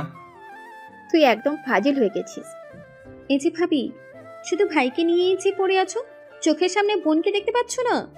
রিয়ার কথা শুনে রেহানা সামনে তাকিয়ে সোনিয়াকে দেখে বলে, এই রাজ, তুই সর তো, আগে আমি ওকে দেখি। বাবা, আমি এখন পর হয়ে গেলাম? এই সর, তোর সাথে কথা বলতে আমার বয়েই গেছে। এতদিন আমার রিয়া আর আম্মা ছাড়া কথা বলার সঙ্গেই ছিল না বলেই তোর সাথে কথা বলেছি। এখন আমার সঙ্গী এসেছে, এখন তুই সর এখান থেকে যা। দেখা যাবে কি কত সময় থাকে। তোকে এখানে থাকতে হবে না, তুইও কি আমাদের কাছে রেখে গেলেই হবে। বৌমা, এভাবে কথা বলেই কি ওদের পেট ভরাবে নাকি? কিছু খাবারের ব্যবস্থা করবে? আম্মা, আমি আগে থেকে সবকিছু গুছিয়ে রেখেছি। এই তো তোরা ডাইনিং এ এসে গিয়ে বস, আমি খাবার দিচ্ছি। তারপরে ওরা সবাই খাবার খেতে বসে। এদিকে রাজ ওর বাবা আর ভাইকে দেখতে না পেয়ে বলে, আচ্ছা ভাবি, ভাইয়াকে দেখছি না যে? তোর ভাই আর আব্বা 3 দিনের জন্য সিঙ্গাপুর গেছে। ও আচ্ছা, তা ভাবি আমি এখনো চাচু ডাক শুনছি না কেন? সেটা তোর ভাইয়াকে বুঝাবে, আমি বুঝাতে বুঝাতে হাঁপিয়ে গেছি। ও আচ্ছা। এভাবে কথা বলতে বলতে ওরা খাওয়া দাওয়া শেষ করে সবাই মিলে গল্প করে। দেখতে দেখতে বেশ রাত হয়ে যায়। এদিকে হোটেলের কথা ভেবে রাজর মাকে বলে, আম্মু, আমাদের এখন আসতে হবে, আমরা কক্সবাজার এসেছি ভার্সিটি থেকে ঘুরতে। না, তোকে আমি কোথাও যেতে দিব না। আম্মু, আমি সময় হলে ঠিক চলে আসবো। আচ্ছা, তুই যাবি যা, কিন্তু আমার বৌমাকে রেখে যা। মা, তুমি এসব কি বলছো? ওদের এখনো বিয়েই হয়নি, আর তুমি রেখে যেতে বলছো? ও তাই তো। সোনিয়া, তোমার বাড়ির ঠিকানা দিয়ে যাও। সোনিয়া ওর বাড়ির কথা শুনতেই চোখে জল চলে আসে। চোখের পানি ধরে রাখতে না পেরে ও বাইরে চলে আসে। সেটা দেখে রেহানা বলে, রাজ, আম্মা তো ভুল কিছু জিজ্ঞেস করেনি, তাহলে সোনিয়া কান্না করছে কেন? আসলে ভাবি, সোনিয়ার এই পৃথিবীতে ওর একটা ছোট ভাই ছাড়া কেউ নেই। একটা অ্যাক্সিডেন্টে ওর বাবা মা মারা যায়। গাধা একটা, সেই কথাটা তুই আমাকে আগে বলবি না? শুধু শুধু মেয়েটার মনে কষ্ট দিলাম। আচ্ছা মা, আমরা তাহলে আসি। ঠিক আছে, সোনিয়াকে সাবধানে নিয়ে যাস, আর দেখে রাখিস মেয়েটা হবু বৌমা আমার। মায়ের কথা শুনে রাজ হাসতে হাসতে বাইরে চলে আসে সবার থেকে বিদায় নিয়ে। এদিকে সোনিয়াও সবার থেকে বিদায় নিয়ে রাজের সাথে আসে। ড্রাইভার গাড়ি দিয়ে ওদের হোটেলে রেখে যায়। সোনিয়া রাজকে বলে, আমি কখনো ভাবতেও পারিনি আমার মতো একটা এতিম মেয়েকে তোমার পরিবার এত সহজে আপন করে নিবে। আমার পরিবারের সবাই অনেক ভালো, আমি শুধু বজ্জাতের হাড্ডি ছিলাম। সে তোমাকে দেখেই বোঝা যায়। তা তোমার পরিবার যে এত বড় লোক সেটা আমাকে বুঝতে দাওনি কেন? আর তাছাড়া এত বড় লোক হয়েও রিমির কাছে অত্যাচারিত হয়েছ কেন? বাদ দাও তো এইসব, আমার খুব ঘুম পাচ্ছে, রুমে যাব। তারপর ওরা দুজনে হোটেলে চলে আসে। এদিকে সোনিয়াকে এভাবে সেজে বাইরে থেকে ফিরতে দেখে রিমি বলে, কিরে ছোট লোকের বাচ্চা, এমন করে সেজে গুজে কি কাস্টমার খুঁজতে গেছিলি নাকি? রিমির কথা শুনে সোনিয়া আর এক সেকেন্ডও দেরি না করে রিমির গালে ঠাস করে একটা থাপ্পড় দিয়ে বলে, আমি তোর মতো চরিত্রহীন না যে রাতের আধারে দেহ বিক্রি করতে যাব। সাবধানে কথা বলবি, অনেক ছাড় দিয়েছি, আর না। তোর এত বড় সাহস, আমি গেলে থাপ্পড় মারিস? তোকে তো আমি মেরেই ফেলবো। রিমি সোনিয়াকে মারতে গেলে উপস্থিত সবাই থামিয়ে দেয়। সোনিয়া ফ্রেশ হয়ে নেয়। প্রেমের জালে রাজকে ফেলে এখন আবার নাটক করিস? তোর মিথ্যে প্রেমের জাল থেকে মুক্ত হয়ে আমার খাঁটি প্রেমের বাঁধনের বেঁধেছে, তাতে তোর এত জলে কেন? হ্যাঁ, নাকি তোর আমাদের দেখে হিংসে হয়? তোদের মতো ফকিরের প্রেম দেখে হিংসে হবে, তাও আবার আমার? How funny! আর তাছাড়া তোদের সাথেই তোদের মেলে। তাহলে এত কথা বলিস কেন?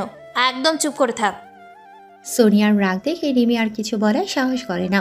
আর তাছাড়া নীরবে আর কত সহ্য করবে? সব কিছুরই তো একটা লিমিট আছে। এদিকে রাত পেরিয়ে সকাল হয়ে যায়। সবাই মিলে স্পিড বোট ভাড়া করে ঘুরতে যায়। একটা স্পিড বোটে রাজ, সোনিয়া, আমন আর রিমি। তো তারা সমুদ্রের মাঝে চলে আসে। দেখতে দেখতে কালবৈশাখীর মতো মেঘ ছেয়ে যায় আকাশে।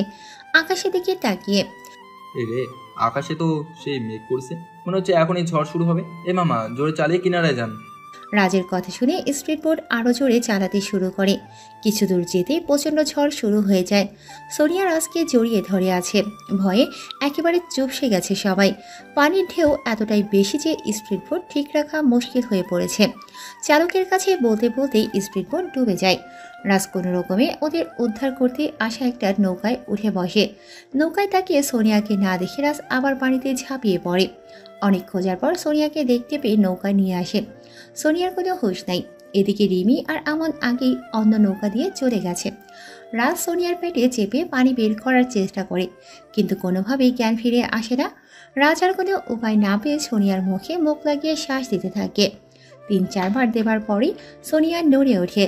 রাজ সোনিয়াকে বুকে জড়িয়ে নিয়ে কাঁদো কাঁদো কণ্ঠে বলে, আমাকে একা রেখে তুমি কোথায় যাওয়ার জন্য পাড়ি দিয়েছিলে বলো? সোনিয়া রাজের চোখের জল মুছে দিয়ে বলে, প্লিজ এভাবে কেঁদো না। এই দেখো, আমি একদম সুস্থ, আমার কিচ্ছু হয়নি। তুমি বলতেছো তোমার কিচ্ছু হয়নি? তুমি কি জানো তুমি মৃত্যুর দুয়ার থেকে ফিরে এসেছো? ইস, আমার জন্য আমার জান পাখিটার খুব কষ্ট হচ্ছিল বুঝি। কষ্ট হবে না আবার? তুমি আমার একটা মাত্র জান পাখি, তুমি না থাকলে আমি কি করে বাঁচতাম বলো? হয়েছে, এবার থামো। আমার জান পাখির মুখ থেকে অনেক ভালোবাসার কথা শুনেছি। এবার তাড়াতাড়ি চলো, কিনারায় যাই, আমার অনেক শীত লাগতেছে। রে আমার তো খেয়ালই নেই আমরা যে পানিতে পড়ে গেছিলাম। তা জান পাখি, আমার এক্স সতীনকে যে দেখছি না। ওরা তো চায় আমরা ওদের মাছ থেকে চলে যাই, তাই তো আমাদের রেখে চলে গেছে। আবার দেখো গিয়ে খবর ছড়িয়ে ফেলেছে আমরা আর বেঁচে নেই, আমাদের সমুদ্রের বড় বড় মাছেরা খেয়ে ফেলেছে। আচ্ছা, ওরা এমন কেন? আমরা গরিব বলে কি মানুষ না? আমাদের কি ইচ্ছে করে না ওদের সাথে মিশে হাসি খুশিভাবে চলতে? আমরা মানুষ রে, আমাদের পরিচয় টাকা পয়সা তো বাতাসের মতো, এই আছে তো এই নাই। ওরা এভাবে কথা বলতে বলতে কিনারায় চলে আসে। এইদিকে রিমি আর আমনকে একটা আসতে দেখে সবাই রাজদের কথা জিজ্ঞেস করছে। তারা বলেছে ওরা সমুদ্রের পানিতে ডুবে গেছে। সেটা শুনে সবার মাথায় যেন আকাশ ভেঙে পড়ে। এমন একটা ঘটনা ঘটবে কারোই যেন বিশ্বাস হচ্ছে না। সবাই সমুদ্রের দিকে তাকিয়ে আছে। এমন সময় রাজ আর সোনিয়াকে দেখতে পায়। সবাই খুশি হলেও দুজনের খুশি উড়ে যায়। রাজ রিমির কাছে এসে কানে কানে বলে, কি ভেবেছো আমাদের সবেমাত্র শুরু হওয়া ভালোবাসা এভাবেই শেষ হয়ে যাবে? আরে সমুদ্রের মাছেরাও আমাদের ভালোবাসা সত্যি সেটা বোঝে, শুধু তোমার মতো অহংকারে মানুষ বাদে। একটা কথা মনে রেখো রিমি, আল্লাহ যাকে রক্ষা করে তার ক্ষতি শয়তানও করতে পারে না। নিজেরা উদ্ধার হয়ে আমাদের মাছের খাদ্য করে ফেলে এসেছো। রাজ উপরের কথাগুলো বলে সেখান থেকে সোনিয়াকে নিয়ে হোটেলে চলে আসে। এদিকে রাজ চলে যাওয়ার পর আমন রিমিকে বলে, আসলে এদের দেহে কই মাছের প্রাণ, তাছাড়া সমুদ্রের মাছের সাথে যুদ্ধ করে বেঁচে ফিরছে কেমনে? আমি তো ভেবেই নিয়েছিলাম ছোট লোক দুটার এন্ড ওখানেই। মন্ডায় চাইতাছে আমি নিজের হাতে ওদের গলা টিপে মেরে ফেলি। আমার চোখের সামনে দুইটা প্রেম করে বেড়ায়। তুমি যদি ও চোখের সামনে আমার সাথে প্রেম করে বেড়াতে পারো তাহলে ও করলে সমস্যা কোথায়? আমনের এমন কথা শুনে রিমি চোখ বড় বড় করে তাকিয়ে বলে, তুমি আমার বয়ফ্রেন্ড হয়ে ওদের পক্ষে কথা বলতেছো কোন সাহসে? হ্যাঁ, যেটা সত্যি সেটাই তো বললাম। চুপ, একদম চুপ। তুই একটা কথাও বলবি না। আমার খেয়ে আমাকেই বলে ম্যাও। রিমি আমনের গালে কষে একটা থাপ্পড় দিয়ে উপরের কথাগুলো বলে। এদিকে আমন গালে হাত দিয়ে মনে মনে রাগে ফুঁসতে থাকে আর ভাবতে থাকে। তোর এত বড় সাহস আমার গালে থাপ্পড় দিস? তোর এই থাপ্পড়ের জবাব হারে হারে টের পাবি, শুধু সময়ের অপেক্ষা। এই, তুই আমার চোখের সামনে থেকে দূর হতো। আমন আর কোনো কথা না বলে সেখান থেকে চলে যায়। এদিকে রাতে ডিনার করে সবাই যার যার রুমে ঘুমিয়ে পড়ে। মাঝরাতে সোনিয়া বেশ কাঁপতে থাকে, শরীরে প্রচণ্ড জ্বর উঠেছে। তার এক সঙ্গী রিমিকে ডেকে ওঠে। কি হয়েছে, এভাবে ডাকছিস কেন? মাত্র আমি ঘুমিয়েছি। আরে দেখ না, সোনিয়ার শরীর তো জ্বরে পুড়ে যাচ্ছে, শীতে কেমন কাঁপাকাঁপি করতেছে। মরে যেতে দে, সমুদ্রের মাঝে গিয়ে ন্যাকামো করে। দেখ রিমি, এখন রাগ করে থাকার সময় না। এভাবে থাকলে যদি বড় কোনো দুর্ঘটনা ঘটে যায় তখন কি হবে? আমি কিছু করতে পারবো না। তোর যা মন চায় তুই তাই কর, আমাকে খবরদার ঘুম থেকে ডাকবি না। আচ্ছা ঠিক আছে, তবে মনে রাখিস এমন বিপদে যেদিন পড়বি সেদিন বুঝবি কেমন লাগে। আমি কি ওর মতো ফকিরের ঘরের মেয়ে রে যে আমাকে জ্বরের জন্য বিছানায় শুয়ে থাকতে হবে? আমার বাবার টাকা আছে, হাসপাতালে ভর্তি করিয়ে দেবে। সবসময় টাকার গরম চলে না। রুহি আর কথা না বাড়িয়ে রাজের নাম্বারে একটা কল দেয়। এদিকে রাজের শরীরটাও খুব একটা ভালো না। রাজের কানে ফোনের রিংটন বেজে উঠতেই ঘুম ভেঙে যায় আর ফোনটা রিসিভ করে। হ্যালো, কে বলছেন? রাজ ভাই, আমি রুহি বলতেছি। হ্যাঁ রুহি বলো, এত রাতে ফোন দিলে কোনো সমস্যা নাকি? রাজ ভাই, সোনিয়ার শরীরে অনেক জ্বর, ও কেমন কাঁপাকাঁপি করতেছে। কি বলো? এখন আমি তোমাদের মেয়েদের রুমে কি করে যাব? আর তাছাড়াও হাসপাতালেও যাওয়া সম্ভব না। আচ্ছা তুমি ওর মাথায় পানি দাও বেশি করে, একটু জ্বর কমলে মাথায় কাপড় ভিজিয়ে দিয়ে রাখো, সাথে কাঁথা যা আছে ওর শরীরে দিয়ে রাখো। ঠিক আছে ভাই, তবে আপনি আসলে ভালো হতো। তুমি জানো না তোমার রুমে রিমি আছে? আমাকে এই রাতের বেলায় তোমাদের রুমে দেখতে পেয়ে অযথা একটা কাহিনী বাজিয়ে দেবে। তার যে বরং আমি যা যা বলি তুমি সেইগুলো করতে থাকো। তোমার রুমমেটের জন্য এটুকু তো করতেই পারবে, তাই না? আচ্ছা ভাই, আমি সেটাই করতেছি, আর কি হয় আপনাকে জানাচ্ছি। ওকে, তাই করো। রুহি বালতি ভরে পানি এনে সোনিয়ার মাথায় দিতে থাকে। প্রায় 10 মিনিট পানি দেবার পরে একটু একটু করে জ্বর কমতে থাকে। রুহি পানি দেয়া বন্ধ করে কাপড় ভিজিয়ে সোনিয়ার কপালে দিয়ে রাখে, আর যা কাঁথা ছিল সেটাও সোনিয়ার গায়ে জড়িয়ে রাখে। এদিকে রাজ তো 1 মিনিট পর পর রুহির ফোনে কল দিয়েই যাচ্ছে, আর রুহি আপডেট জানাতেই আছে। অবশেষে সোনিয়ার একটু জ্বর কমলে রুহি ঘুমিয়ে যায়। সকাল 5টা বাজতে না বাজতেই রাজ সোনিয়ার ফোনে ফোন দেয়। সোনিয়া তো ঘুমের মাঝেই বুঝতে পারে না। এইদিকে রিমি চিল্লা দিয়ে ওঠে। এই ছোট লোকদের জন্য আর শান্তিতে ঘুমানো যাবে না। সারা রাত জ্বালিয়েও মন ভরেনি। এই ছোট লোকের বাচ্চা, ফোন বাজতেছে কানে শুনিস না? আহ রিমি, কি শুরু করলি? এমনিতেই বেচারি অনেক অসুস্থ। ফোনটা বন্ধ করতে বল, না হলে আমি কিন্তু ওর ফোন একটা আছাড় দিয়ে ভেঙে ফেলবো। আরে বাবা, প্রেমিকা অসুস্থ, প্রেমিক তো খোঁজ খবর নিবেই। ওর ভাগ্য ভালো যে এত সুন্দর মনের একটা বয়ফ্রেন্ড পেয়েছে। এই শুনিয়ে তোর ফোন এসেছে, রিসিভ কর। সোনিয়া রুহির ডাকে জাগ্রত হয়ে ফোনটা রিসিভ করে নরম কণ্ঠে বলে, হ্যালো। এই সোনিয়া, তোমার এখন কেমন লাগছে? তুমি বের হও, আমি হাসপাতালে নিয়ে যাব। আরে বাবা, এত চিন্তিত হবার কিছু নেই। রাতের থেকে আমি অনেকটাই সুস্থ। রুহি না থাকলে হয়তো আমার ভিন্ন কিছু হতে পারতো। দেখো, তোমার কথা আমি শুনতে বাধ্য নই। তুমি বের হও, আমি দেখছি তুমি কেমন সুস্থ। কথা এখনো নাক দিয়ে বের হচ্ছে আর উনি বলছেন সুস্থ। ঠিক আছে, উঠতেছি। না, এই পাগলকে নিয়ে আর পারি না। রাজ ফোন কেটে দেয়। এদিকে রুহি সোনিয়াকে উদ্দেশ্য করে বলে, সোনিয়া, সত্যি তোর কপালটা অনেক ভালো, যার জন্য এত ভালো একটা ছেলে পেয়েছিস। দোয়া করিস যেন আমি ওকে সারা জীবন আমার ভালোবাসা দিয়ে আগলে রাখতে পারি, সবার মতো যেন আবার হারিয়ে না ফেলি। সোনিয়ার এমন কথা শুনে রিমি তেলে বেগুনে জ্বলে ওঠে আর হুঙ্কার দিয়ে বলে, এই ছেড়ি, তুই কি বললি? আহ রিমি, তুই আবার ওর সাথে লাগতে আসলি কেন? ও তো ভালো কথাই বলেছে। তুই শুনলি না? ও আমাকে খোঁটা মেরে কথা বললো। না, তোদের নিয়ে আমি আর পারছি না। ম্যাডামকে বলে হয় তোদের রুম পরিবর্তন করতে হবে, না হয় আমাকে অন্য রুমে যেতে হবে। এসব আর ভালো লাগে না আমার। রুহি উপরের কথাগুলো বলে বাইরে চলে যায়। এদিকে সোনিয়া আর কিছু না বলে বিছানা ছেড়ে উঠে ধীরে ধীরে ওয়াশরুমে গিয়ে ফ্রেশ হয়ে নেয়। কিছু সময় পরে রেডি হয়ে রাজের কাছে চলে আসে। রাজ আগে থেকেই বাইরে দাঁড়িয়েছিল। রাজ সোনিয়াকে দেখে দৌড়ে কাছে গিয়ে কপালে হাত দিয়ে বলে, তুমি না বললে তোমার শরীরে আর জ্বর নেই? তোমার শরীর তো এখন অনেক জ্বর। আরে বাবা, একটা জিনিস হয় যত সহজে, তত সহজে কি আর ঠিক হয়? ধীরে ধীরে সব ঠিক হয়ে যাবে। না, তুমি চলো হাসপাতালে যাব, তারপরে অন্য কোথাও। আরে বাবা, এত হাইপার হচ্ছ কেন? আমি ঠিক আছি, যেইটুকু জ্বর আছে তা এমনিতেই ঠিক হয়ে যাবে। রাত জানো, প্রতিটা ছেলে একটা মেয়েকে প্রেম করার সময় যতটা কেয়ার করে, বিয়ের পর বউকে যদি ঠিক তার 3 ভাগের 2 ভাগও করতো, তাহলে আমার মনে হয় না এত ডিভোর্সের পেপার আর উকিল সাহেবের কলমে থাকা খালি ফোরাতো। বাকি সব ছেলের কথা আমি বলতে পারবো না, তবে আমি এখনো তোমাকে যেটুকু ভালোবাসি সেটুকু মৃত্যুর আগ পর্যন্ত বেশিই যাব। তোমার জন্য আমার ভালোবাসা কখনো ফুরাবে না, বরং বাড়বে। হয়েছে, আর পাম দিয়ে আমাকে ফোলাতে হবে না। আমি জানি আমার জন্য তোমার ভালোবাসা কত। চলো একটু সকালের সমুদ্রটা উপভোগ করে আসি। উপরে কথাগুলো বলে রাজ আর সোনিয়ার হাত ধরে সমুদ্রের তীরে চলে আসে। দুজনে ধীর পায়ে হাঁটছে আর কথা বলতেছে। বেশ কিছু সময় পরে ওরা সকালের নাস্তা করার জন্য চলে আসে। নাস্তা টেবিলে বসে রাজ সোনিয়াকে উদ্দেশ্য করে বলে, কি খেতে চাও বলো? মুখে কোনো স্বাদ নেই, যদি বেশি ঝাল দিয়ে ডিম ভাজি করে পরোটা খেতে পারতাম তাহলে ভালো লাগতো।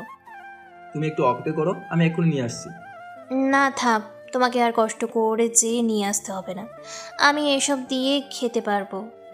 সোনিয়া, কেন বারণ করছিস? হ্যাঁ, তোর জন্য সে ভালোবেসে এইটুকু করতে চাইছে, করতে দে। রুহি, তুমি ঠিক বলেছো। আচ্ছা তোমরা থাকো, আমি নিয়ে আসতেছি। রাজ উপরের কথাগুলো বলে সেখান থেকে চলে আসে আর সোনিয়ার কথা মতো নাস্তা রেডি করিয়ে নিয়ে আসে। সবাই মজা করে নাস্তা করে ঘুরতে চলে যায়। আজকেই এখানে শেষ দিন, রাতেই আবার সবাই ঢাকায় ফিরবে, যার জন্য বিকেলে সবাই মিলে শপিং মলের উদ্দেশ্যে বের হয়। রাজ আর সোনিয়াকে সঙ্গে যেতে দেখে রিমি রুহিকে বলে, রুহি, তুই এই ভিখারিদের কেন নিয়ে যাচ্ছিস বলতো? ওদের কি যোগ্যতা আছে নাকি শপিং মল থেকে শপিং করার? আহ রিমি, তুই একটু চুপ কর তো, শুধু বেশি কথা বলিস। বেশি কথা না রে, আমি একদম হক কথা বলি। ওরা গেলে শপিং মলের মান সম্মানটাই নষ্ট হবে, না পারবে ভালো কিছু কিনতে আর না পারবে ভালো কিছু খেতে। রিমির কথা শুনে সোনিয়া মনে মনে হাসে আর রাজ মনে মনে ভাবে, যেখানে শপিং করতে যাচ্ছিস তোরা, সেই শপিং মলের মালিকটাই আমি নিজে, তাহলে কেনাকাটার জন্য আমার টাকার কি দরকার? রুহি, তোরা যা, আমরা যাব না। আমরা ফুটপাথ থেকে কিছু একটা কিনে নিব। তোরা যেটা ভালো মনে করিস সেটা কর, তোদের এই নাটক আমার ভালো লাগে না। রুহি আর কিছু না বলে চলে যায়। আর এদিকে রাজ সোনিয়ার দিকে তাকিয়ে মুস্কি হাসি দিয়ে বলে, এই যে ম্যাডাম, তারা যে শপিং মলে যাচ্ছে সেটা কিন্তু আপনার হবু শ্বশুর মশাইয়ের। কি বলো, তোমাদের এত বড় শপিং মল? আরে বাবা, তুমি এটা বুঝতে পারো না? তোমার হবু শ্বশুর যেমন তেমন লোক না, তিনি এখানকার মন্ত্রী জনাব আশরাফ চৌধুরী। কি বলো, তোমার বাবা এখানকার মন্ত্রী? আচ্ছা, তুমি আমাকে আরও কি কি সারপ্রাইজ দিবে বলো তো? আমি তো এখানে আসার পর থেকে সারপ্রাইজই হয়ে যাচ্ছি। হ্যাঁ, আরো সারপ্রাইজ আছে। তার মধ্যে থেকে একটা হলো, রিয়া তোমার জন্য সবকিছু কিনে গাড়ি দিয়ে পাঠিয়ে দিয়েছে, কিছুক্ষণ পরেই পেয়ে যাবে। কিন্তু রিয়া আপু জানলো কি করে আমি কি কি কিনবো? আমি থাকতে সেটা নিয়ে ওকে চিন্তা করতে হয়নি। এখন চলো রুমে গিয়ে রেস্ট করি। চলো। আচ্ছা রাজ, তুমি এত বড় লোক হওয়া সত্ত্বেও এভাবে কেন চলো? কারণ আমার বাপের টাকা আছে, তবে আমার তো কিছু নেই, তাই আমি অন্যের টাকায় ফুটানি করা পছন্দ করি না। বাপের টাকায় কি সন্তানের টাকা না? দেখো সোনিয়া, আমি নিজের বলে বড় হতে চাই, বাবার বলে না। বাবা সারা জীবন আমাদের জন্য কষ্ট করে অনেক করেছে, তবে আমাদেরও কষ্ট করে প্রতিষ্ঠিত হতে হবে। এভাবে গল্প করতে করতে রুমে চলে যায়। কিছু সময় পরে রিয়ার পাঠানো পার্সেল পেয়ে রাজ সোনিয়াকে দিয়ে আসে। রাতে সবাই মিলে ঢাকায় ব্যাক করে। দেখতে দেখতে অনেক কিছুদিন কেটে যায়। একদিন রাজের মা সোফায় বসে কফি খাচ্ছিল।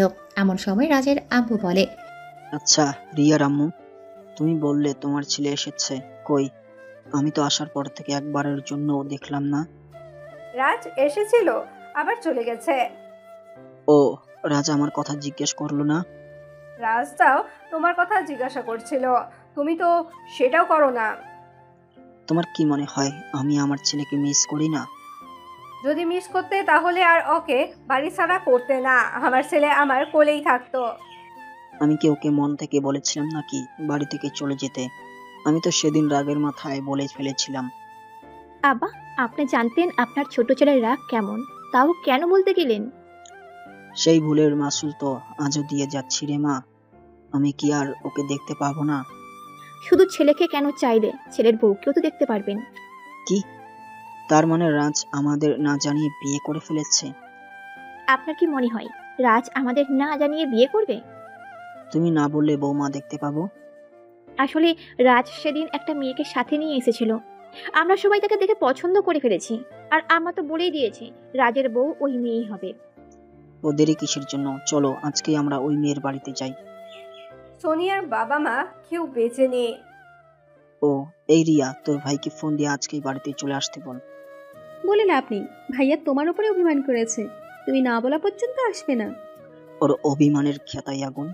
তুই নাম্বার দে, আমি কল দিচ্ছি। ইস, আমি আমার বৌমাকে দেখতে মিস করেছি। রিয়া তখন রাজের নাম্বারটা ওর বাবাকে দেয়। আশরাফ চৌধুরী নাম্বার পেয়ে কল দিয়ে বসে।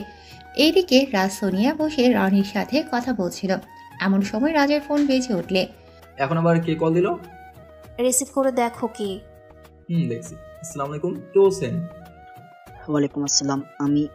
রাজ ওর বাপের কণ্ঠ চিনতে পেরেও বলে, আরে বাপ, আমিটা আবার কে? আমি মানে আমি। তুই আমাকে চিনতে পারছিস না? আশ্চর্য বিষয় তো। আমাকে আপনার পরিচয় না দিলে চিনবোটা কিভাবে? আরে গাধা, আমি তোমার হতভাগা পিতা। তুই এখনই আমার বৌমাকে নিয়ে বাসায় চলে আয়। তোমার বাড়িতে আমি যাব না। আমি নিজের টাকায় বাড়ি করে তোমাকে আসার জন্য দাওয়াত করব। সেই স্বপ্ন আমি ঘুমিয়ে দেখে নিব। এখন তুই বাড়িতে আয়, না হলে আমি কিন্তু ফোর্স পাঠালাম। আমি কোথায় আছি সেটা তোমার ফোর্স বাহিনী খুঁজেই পাবে না, তাহলে আমাকে নিয়ে যাবে কিভাবে? তুই শুধু বল আসবি কি আসবি না, বাকিটা আমি দেখতেছি। আর হ্যাঁ, সোনিয়া আর তার ভাইকে অবশ্যই সাথে নিয়ে আসবি। বললেই হলো। ওই মেয়ের সাথে আমার বিয়েই হয়নি, তাহলে আমি বললেই শেখানো যাবে? তার একটা সম্মান আছে না? আরে গাধা, সেটার ব্যবস্থা তো করব। তোর আম্মু বলল সোনিয়ার পরিবার বলতে কেউ নেই, তাই আমি চাচ্ছি তোদের এখানেই বিয়ে দেব। ঠিক আছে, বাড়ি থেকে বের করে দিয়ে এখন এসে দরদ দেন। মনে হয় সকালে চাটা ভালো করে খাওয়া হয় না, যার জন্য বৌমা খুঁজতেছ। ওরে ফাজিল ছিলে, তুই খুঁজে খুঁজে ভালোই পয়েন্ট বের করেছিস দেখছি। যাই হোক, কখন আসবি বল? বিকেলের দিকে রওনা দেবো ভাবছি। ভাবছি টাপছি দিয়ে আমার কাজ হবে না, তোকে আসতে হবে, এটাই ফাইনাল। ওকে বাবা, আসবো। এই নে, তোর আম্মুর সাথে কথা বল। আমাকে সকাল সকাল এক বস্তা কথা শুনিয়ে ফেলেছে। কথা শোনার কাজ করলে তো কথা শুনতেই হবে। তুই যে তোর মায়ের দলে সেটা আমি আগে থেকেই জানি রে। কথা বল। বাজান, তুই কখন আসবি? আমি নিজ হাতে তোর পছন্দের সব খাবার রান্না করে রাখবো। আম্মু, তোমাকে কষ্ট করতে হবে না। বাড়িতে দুটার কাজের সেরি আছে না, ওরাই সব করে রাখবে। এমনি এমনি খাওয়াবো নাকি? তোর এই কথা যদি রেহেনা আর রিয়া শুনে, তাহলে তোর আর নিস্তার নেই। ওরা জানবে না বলেই তো তোমার কাছে কইলাম। আচ্ছা আম্মু, এখন রাখি, একটু পরেই বেরিয়ে পড়বো। তার আগে সোনিয়াকে বলে দেখি যায় কিনা। যাই কি মানে? ওকে না আনলে তোর সাথে বিয়ে কিভাবে দিব? আরে বাবা, আমরা চাইলে কি আর বিয়ে হবে নাকি? ওর নিজেরই তো একটা মতামতের ব্যাপার স্যাপার আছে নাকি?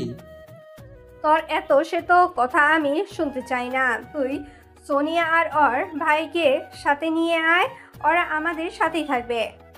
ঠিক আছে, আমি দেখছি বলে। ওপরে কথাগুলো বলে রাজ ফোন কেটে দেয়। এদিকে সোনিয়া রাজের দিকে তাকিয়ে ছিল দেখে রাজ বলে, এভাবে তাকে দেখে আর লাভ নেই। আব্বু আম্মু বলেছে তোমাদের ভাই বোনকে না নিয়ে গেলে পুলিশ পাঠিয়ে নিয়ে যাবে। তাই বলে বিয়ের আগে এইভাবে শ্বশুর বাড়িতে যাওয়া কি ভালো দেখায় বলো? সবাই কি বলবে? আমি তাদের এই কথাটাই বলেছি, তবে তারা বলেছে তোমার পরিবারের কেউ নাই বলে আমাদের বাড়িতেই বিয়ের কাজটা সেরে ফেলবে। রাজ, এটা তো ভালো কথা। তাহলে চল তাড়াতাড়ি রওনা হয়ে যায়। কতদিন হলো কারো বিয়ে খাই না। আইসে বিয়ে, নিজে বিয়ে করে তারপর খাওয়া, দেখো কত মজা। এই শালা চুপ কর, চল তাড়াতাড়ি। এভাবে ওদের মাঝে আরো অনেক কথা হয়। এদিকে সোনিয়া প্রথমে না যেতে চাইলেও পরে রাজের বুঝিয়ে বলাতে রাজি হয়ে যায়। তারপরে সবাই মিলে চট্টগ্রামের উদ্দেশ্যে রওনা হয়ে যায়। রনির গাড়ি ছিল, তাই আর ওদের বাসে যেতে হয়নি। অনেকটা সময় জার্নি করার পরে ওরা বাসায় পৌঁছে যায়। রাজ আর সোনিয়া বাড়ির সামনে এসেই অবাক হয়ে যায়, কেননা এই অল্প সময়ের মাঝে পুরো বাড়িটা সাজিয়ে ফেলেছে। বলতে গেলে টাকার পাওয়ার এখানেই দেখা যায়। সোনিয়া রাজকে বলে, এত সাজানোর কি দরকার ছিল? এই যে মিস সোনিয়া, ভুলে যায় না, মন্ত্রী বাড়ি ছেলের বিয়ে হতে যাচ্ছে বলে কথা। ভাব কত। চলো ভিতরে যাই, সবাই অপেক্ষা করতেছে। চলো। তারপরে ওরা সবাই ভেতরে আসে। ওদের বরণ করার জন্য সবাই আগে থেকেই দাঁড়িয়েছিল। রাজ সোনিয়াকে চোখের ইশারায় ওর বাবাকে দেখিয়ে দেয়। সোনিয়াও সেটা বুঝতে পেরে ওর শ্বশুর শাশুড়িকে সালাম করে। মা, তোমাদের আসতে কোনো অসুবিধা হয়নি তো? না মানে আমার এই বাদর ছেলে যেখানে যায় একটা অসুবিধা করেই আসে। মন্ত্রী সাহেবের কথা শুনে সবাই হাসতে শুরু করে। এদিকে রাজ অভিমানী কণ্ঠে বলে, আব্বু ভালো হচ্ছে না কিন্তু, আমি আবার ফেরত যেতে হলাম কিন্তু। আরে দেবরজি, যাও যাও, তোমাকে আটকাবো না, আমরা যাকে পাবার আগে পেয়ে গেছি। ওরে বাবা, সবাই দেখছে আমাকে ভুলে যাচ্ছ। তা ভাবি সাহেবা, দেবর সারা বোনের সাথে কাকে বিয়ে দেবেন? এই রে, সেটাও তো কথা। আচ্ছা আব্বা, তাহলে একটা কাজ করলে কেমন হয়? কি কাজ বৌমা? বলছিলাম কি, রাজ যেহেতু আবার চলে যেতে চাইছে, তাহলে বিয়েটা করে তারপর চলে যাক। এটা মন্দ হয় না। রাজ, তোর যদি চলে যেতে মন চায় তো বিয়ে করে তারপর চলে যা। আম্মু দেখেছো, আব্বু আর ভাবি আমাকে আবার তাড়িয়ে দেওয়ার প্ল্যান করতেছে। আহ, তোমরা কি শুরু করেছো বলো তো? এমনিতে আমার বাজান কতদিন পরে আমার কাছে আসলো। তাহলে ওদের বাইরে রাখছো কেন? ভেতরে যাও, নিয়ে যাও। হ্যাঁ তাই তো রিয়া, তুই দাঁড়িয়ে কেন? ওদের উপরে ফুল ছিটিয়ে দে। হ্যাঁ আম্মু, দিচ্ছি। তারপরে রিয়া ওদের উপরে ফুল ছিটাতে শুরু করে। রাজ আর সোনিয়া বাড়ির ভেতরে প্রবেশ করে। সবার সাথে পরিচয় পর্ব শেষে খাবার পর্ব শেষ করে। আজকে রাতে বিয়ে হবে আর তার জন্যই সবাই একসঙ্গে বসে কথা বলতেছে। এর মাঝে রনি বলে ওঠে, আচ্ছা আঙ্কেল, আমার মনে একটা প্রশ্ন সবসময় খরা নেড়ে যাচ্ছে, আমি কি প্রশ্নটা করতে পারি? হয়তো। বলো, তোমার কি মন জানতে চাচ্ছে? সেদিন রাজ আমাদের কাছ থেকে ফেরার পরে কি এমন ঘটনা ঘটেছিল যার কারণে ওকে বাড়ি ছাড়া হতে হলো? রনির এমন প্রশ্ন শুনে সবাই আগ্রহের সাথে উত্তর শোনার জন্য কান খাড়া করে থাকে, কেননা এই প্রশ্নের উত্তরটা সকলেরই জানার ইচ্ছা। আসলে সেদিন রাজবাড়িতে আসার পরই আমার কাছে খবর আসে ও কাউকে মেরে হাসপাতালে ভর্তি করিয়েছে, যার কারণে আমার রাগ উঠে যায়। কেননা এমন ঘটনা ও রোজ রোজ ঘটাতো, যেটা আমার সম্মানে নষ্ট করত। তাই তো সেদিন। তারপরে অতীতের স্মৃতিতে করা নারী। রহিমা, তোমার ছেলে আজকে আবার কি করেছে তুমি জানো? ও আবার কি করেছে? ও না একটু আগে বাহির থেকে আসলো। দেখছো না ওর হাত থেকে এখনো রক্ত পড়তেছে? বাইরে মারামারি করে এসেছে। রাজ, তোকে কতবার বলেছি এসব মারামারি টারামারি আর করিস না। কেন আমার কথা শুনিস না তুই? শুনবে কেন? বাপের টাকায় বসে বসে খাই তো, তাই বোঝে না। আম্মু, তুমি আব্বুকে বলো এসব নিয়ে কথা না বলতো। ওরা আমার বন্ধুকে মেরেছে, তাই আমিও মেরেছি। থাপ্পড় দিয়ে তোর দাঁত ফেলে দিব। ওই হারামজাদা, প্রতিদিন তোর মারামারি করতে হবে? তুই শাস্তি দেবার কে? দেশে আইন আছে না? যতদিন শরীরে শক্তি আছে ততদিন আমার বন্ধুদের উপরে কেউ অন্যায় করলে আমি তাদের এভাবেই মারবো। দেখেছো রহিমা, তোমার ছেলে কি বলে? বাপের পাওয়ারে দেখি আর কত চলবি? তোর জন্য বাইরে গিয়েও আমাকে কথা শুনতে হয়। কান আছে কথা শুনবাই, আর শুনতে না চাইলে কানে তুলে দিয়ে রাখবা। ওর কাছে সবসময় একটা তেরা উত্তর থাকেই। ওই তুই আমার বাড়ি থেকে বেরিয়ে গিয়ে যত খুশি মারামারি কাটাকাটি কর, আমার তাতে কিছুই যায় আসবে না।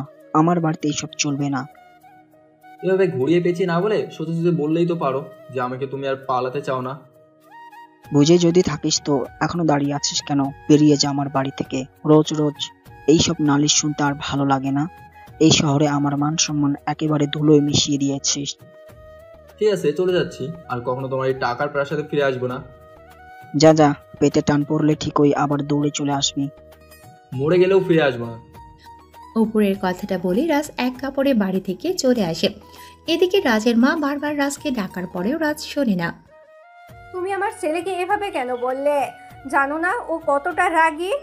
এখন যদি কিছু করে বসে তখন কি হবে আমাদের? আরে এসব বাদ দিয়ে দে, এক কাপ কফি দাও তো। এমনিতেই মাথাটা গরম হয়ে আছে, প্রতিটা দিন এটা না ওটা করবেই।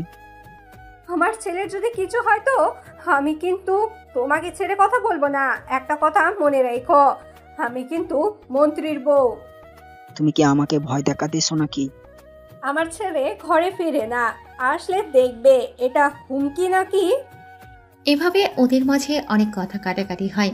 দিন পেরিয়ে রাত হয়ে যায়, তবে রাজ আর বাড়িতে আসে না মধ্যরাতে। ওই রাজের আব্বু, রাজ তো এখনো বাড়িতে আসেনি। আরে দেখো গিয়ে, দারোয়ানের সাথে ঘুমিয়ে আছে। আমি পুরো বাড়ির সব জায়গায় দেখেছি, রাজ কোথাও নেই। তার মানে রাজ সত্যি সত্যি আমার উপরে রাগ দেখিয়ে চলে গেছে। তুমি জানতে ও একটা বললে সেটা না করে ছাড়ে না, তারপরেও কেন এসব বলতে গেলে? আসলে আমার তখন খুব রাগ ছিল, আর কে জানো এইভাবে চলে যাবে। রাজের বাবা সব জায়গায় ফোন করে রাজের খোঁজ নেয়, কোথাও নেই। এদিকে 2 দিন পার হয়ে যায়। বাড়িতে রাজের বোন ভাবি ভাই চলে আসে, তারাও খুঁজতে থাকে, কিন্তু কোথাও নেই। এই ছিল অতীতের ঘটনা। এবার চলেন বর্তমানে ফিরে যাই। ও আচ্ছা, তাহলে আঙ্কেল রাজকে আবার বলেন ও বাড়ি থেকে চলে গিয়ে কি করতে পেরেছে। কি করতে পেরেছো মানে? ওর জন্য আমার যে কষ্ট করে বউ খুঁজতে হতো সেটা আর করতে হলো না। ও নিজেই আমার কষ্টকে কমিয়ে আমার জন্য বৌমা খুঁজে এনেছে। যাক, একটা কাজের কাজ তো রাজ তাহলে করেছে। এটাই বাপের ছেলের পাওয়ার, বুঝেছিস? না বুঝে কি আর উপায় আছে? তা আঙ্কেল এবার তাহলে ওদের বিয়ের কাজটা সেরে ফেলেন দেখি। এ তো কাজী সাহেব চলে এসেছে। এরপর রাজ আর সোনিয়ার বিয়ের কাজ সবাই ধুমধাম করে শেষ করে। সোনিয়া বাসর ঘরে বসে আছে। এই যে ছোট, আমার দেবরকে বেড়ালটা মারতে দিও। ভাবি, আপনিও না? আমার বুঝি শরম করে না? আহারে আমার লজ্জাপতি বনুরে। রেহানা অনেক সময় সোনিয়ার সাথে দুষ্টুমি করে চলে যায়। এদিকে ঘড়ির কাঁটা 1টা ছুঁই, তবুও রাজের দেখা নেই। রাজ ছাদে বসে বন্ধুদের সাথে আড্ডা দিচ্ছে। ঠিক এমন সময় সোনিয়া ছাদে এসে রাজের কান টেনে বলে, ছাদে বসে বন্ধুদের সাথে রাত পার করবে তো আমাকে বিয়ে করবে কেন? তোমার কি আমাকে পছন্দ না? সোনিয়ার গলার শব্দ শুনে উপস্থিত সবাই পালিয়ে যায়। আর এদিকে রাজ ভীত হয়ে বলে, পছন্দ না হলে কি আর বিয়ে করছি নাকি? তুমি জানো কয়টা বাজে? আমার একা একা রুমে ভয় করতেছিল। যখন একা থেকেছো তখন তো ভয় পাওনি? তখন তো বিয়ে গন্ধ ছিল না। তুমি জানানো বিয়ের গন্ধ 18 মাস থাকে। হয়েছে, চলো চাঁদের আলোয় বসে গল্প করি। না, চলো রুমে যাব। এই চাঁদের আলোয় গল্প করার রাত অনেক পাবো, তবে আমার বাসর রাত আজকেই শেষ। আরে তুমি চাইলে আমি প্রতিদিন বাসরটা তৈরি করব। তার মানে তুমি আমাকে রেখে আরো বিয়ে করার প্ল্যান করতেছো? এই রে পাগড়ি খেতেছি না, মানে রুমে চলো, আমি তোমার মানে বের করতেছি। সোনিয়া আর রাজ রুমে চলে আসে। রাজ আর সোনিয়া নামাজ পড়ে তাদের জন্য আল্লাহর কাছে দোয়া চেয়ে নেয়। সোনিয়া রাজকে খাটের উপরে ফেলে দিয়ে প্রতিটা রাতের বাসর রাত বানানোর স্বাদ মেটানোর ব্যবস্থা করে। তো ওরা চালাতে থাক, আমরা লাইট বন্ধ করে চলে যাই। শরম লজ্জার একটা ব্যাপার স্যাপার আছে তো। যাই হোক, সকালে সোনিয়া গোসল করে ফ্রেশ হয়ে সবার জন্য কফি বানিয়ে নিয়ে যায়। সবাই বসে গল্প করতে থাকে। এদিকে রাজ ঘুম থেকে উঠে দেখে সোনিয়া পাশে নেই। কি ব্যাপার, আমার নতুন বউ কোথায়? সোনিয়া তখন নিচ থেকে রুমে আসতেছিল। দরজায় দাঁড়িয়ে বেশ নরম কণ্ঠে বলে, এই যে মিস্টার, আপনার বউ এখানে। তা বউ, সকাল সকাল আমার কফিটা কে দেবে? কফি নিয়েই তো আসলাম, এই নিন কফিটা খেয়ে নিন। সোনিয়া রাজের কাছে আসতেই রাজ সোনিয়াকে জড়িয়ে ধরে। সোনিয়া বলে ওঠে, সোনিয়া বলল, কি হচ্ছে এসব? তুমি না বললে কফি খাবে, তাহলে কফি না খেয়ে আমাকে ধরেছে কেন? আমি বললাম, বারে আমার চোখের সামনে এমন মিষ্টি কফি রেখে আমি ওইটা কেন খাবো? রাজ উপরের কথাগুলো বলে সোনিয়ার ঠোঁটজোড়া নিজের দখলে নিয়ে নেয়। এদিকে রেহানা দরজায় টোকা দিতেই দুজন লজ্জায় লাল হয়ে যায়। সোনিয়া তো দৌড়ে ওয়াশরুমে, আর রাজ পালাতে নিলেই ওর ভাবি বলে, রোমান্স করবি তো দরজাটা বন্ধ করে নিতিস। ইস, কি লজ্জাটাই না পেলো। তুমিও আর আসার সময় পেলে না? নিজেরা দরজা লাগাতে ভুলে গেছে, এখন আমার দোষ? আচ্ছা যাই হোক, তোরা দুজনে নিচে আয়, আব্বু আম্মু খাবারের জন্য ডাকছে। তুমি যাও, আমি আসতেছি। আয়, তবে একটু সাবধানে, ঠোঁট কেটে গেলে খেতে কষ্ট হবে। উপরের কথাগুলো বলি রাজের ভাবি হাসতে হাসতে চলে যায়। এদিকে রাজও বেশ লজ্জায় পড়ে যায়। কিছু সময় পরে সোনিয়া রেডি হয়ে রাজকে সাথে নিয়ে নাস্তা করার জন্য নিচে চলে আসে। সবাই একসাথে নাস্তা করে নিয়ে খুব হাসি খুশির মাঝে দিয়েই পার হতে থাকে তাদের ভালোবাসার সংসার। এদিকে রিমির সবকিছু নিজের দখলে নিয়ে আমোদ পালিয়ে যায়।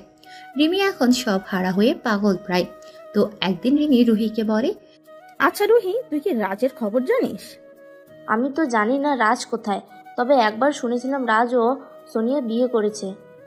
ও, অবশেষে ওদের ভালোবাসাটাই পূর্ণতা পেল। আমি অহংকারের কাছে হেরে নিজের সবকিছুই হারিয়ে ফেললাম। এই জন্যই লোক বলে বেশি অহংকার আর টাকা বলে পা আকাশে তুলে রাখতে নেই, কেননা পা বেশি সময় শূন্য থাকে না, দেখলি তো, আসমান থেকে ঠাস করে জমিনে নেমে গেলি। আজ আমি বুঝতে পারছি আমি কি হারিয়েছি। আসলেই আমার জীবনের রাজের মতো ছেলে আর কখনো আসবে না। আমি ভুল করেছি ওকে হারিয়ে। এখন আর আফসোস করে কি লাভ? যেই অত্যাচার করেছিস, কখনো সামনে পড়লেই তোকে ক্ষমা করবে না। আল্লাহ ওর সাথে করা পাপের শাস্তি আমাকে দিয়েছে। আজ আমি পথের ফকির। তা এখন কোথায় আছিস? আমন আমার সব কিছু নিয়ে পালিয়ে গেছে। বিয়ের পরেই আমার সব সম্পত্তি নিজের নামে করে নিয়েছে। তোর সাথে তো এমনটাই হবার ছিল। আচ্ছা, আশিরে হাতে সময় একদমই নেই। রুহি চলে যেতে নিলেই রিমি আবারও ডেকে বেশ আকুতির সুরে বলে, রুহি, একটা কথা শুনবি? হ্যাঁ, তাড়াতাড়ি বল। বাবা মা আমাকে বাড়ি থেকে তাড়িয়ে দিয়েছে। আমি খুব কষ্টে আছি। তো আমি কি করব? এটা তো তুই ডিজার্ভ করিস। প্লিজ এভাবে বলিস না। শুনেছি তুই অনেক বড় কোম্পানিতে চাকরি করিস। আমাকে সেখানে একটা জব দিয়ে দিতে পারবি? তোর মতো অহংকারী মেয়েকে চাকরি নিয়ে দিব, তাও আবার আমি? হাও ফানি। রুহি দেখ, আমি ভুল করেছি আর তার মাসুল হাড়ে হাড়ে টের পাচ্ছি। আজ 2 দিন যাবৎ আমি কিছুই খাইনি। রাস্তা দিয়ে হাঁটতেও ভয় করে, শহরের ক্ষুধার্ত হায়নাগুলোর ভয়ে। রুহি রিমির মুখের দিকে তাকিয়ে দেখে আসলে ওর চেহারাটা অনেক শুকিয়ে গেছে। পরে একটু মায়া করে রেস্টুরেন্টে নিয়ে পেট ভরে খাইয়ে ওরা বাসায় নিয়ে যায়। কেননা রিমি যা হারাবার তা হারিয়েই ফেলেছে। রুহি পরের দিন রিমিকে নিয়ে ঢাকা থেকে চট্টগ্রাম চলে আসে। রুহি এখানেই চাকরি করে। রুহি রিমিকে নিয়ে ওর অফিসের রিসেপশনে বসে আছে। রিমি, তুই এখানে বসে থাক, আমি কাজ শেষ করে আসি। ঠিক আছে, তাড়াতাড়ি আসিস। রুহি চলে যায় আর স্যারের সাথে কথা বলে রিমিকে স্যারের ডেস্কে পাঠিয়ে দেয়। রিমি কেবিনের সামনে এসে বলে, আসসালামু আলাইকুম স্যার, আসতে পারি? এদিকে রাজ আর সোনিয়া উল্টো দিকে ঘুরে একটা ফাইল দেখছিল। রিমির কথা শুনে ভেতরে আসতে বলে, আসুন। ধন্যবাদ স্যার। বসুন। আর ধন্যবাদ দেওয়ার কিছুই নেই। তা বলেন, আমি আপনার জন্য কি করতে পারি? স্যার, আমার একটা চাকরির খুব প্রয়োজন। দয়া করে আমাকে যদি একটা কাজের ব্যবস্থা করে দিতেন খুব উপকার হতো।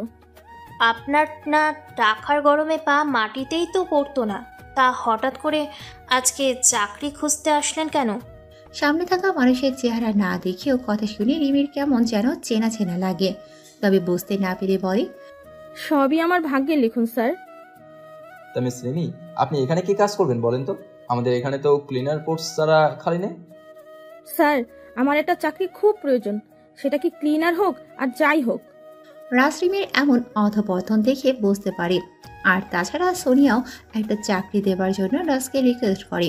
তখন রাজ রিমিকে বলে, ঠিক আছে, আপনার চাকরি হয়েছে, মিস রুহির সেক্রেটারি হিসেবে কাজ করবেন। তবে একটা কথা মনে রাখবেন, কেউ পাপ করলে তার পাপের শাস্তি যে কোনো ভাবেই ভোগ করেই মরতে হয়। স্যার, একটা কথা খুব জানতে ইচ্ছে করছিল, বলবো? বলেন, কি আপনার জানার ইচ্ছে আছে? আপনারা দুজন অন্যদিকে ঘুরে আছেন কেন? কিছু কিছু চেহারা আছে যা সকলকে দেখাতে নেই, হয়তো কেউ মায়ায় পড়ে যেতে পারে। আপনি এখন আসতে পারেন। রিমি আর কোনো কথা না বলে সেখান থেকে চলে যায়। এদিকে সোনিয়া রাজের বুকে মাথা রেখে দীর্ঘশ্বাস ফেলে। চলো আমরা বাসায় যাই। চলো, যেটা করতে এসেছিলাম সেটা করা শেষ।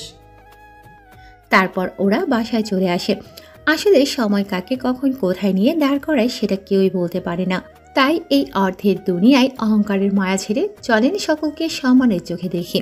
ধরি ঘুরি ভেদাভেদ তো থাকবেই, তবে সেটা অহংকারের নিচে চাপা দিয়ে রাখবেন না। গরিবকে মানুষ বলে মনে করেন আর সাহায্যের হাত বাড়িয়ে দিন, দেখবেন দিন শেষে সমাজ সুন্দর হয়ে উঠবে।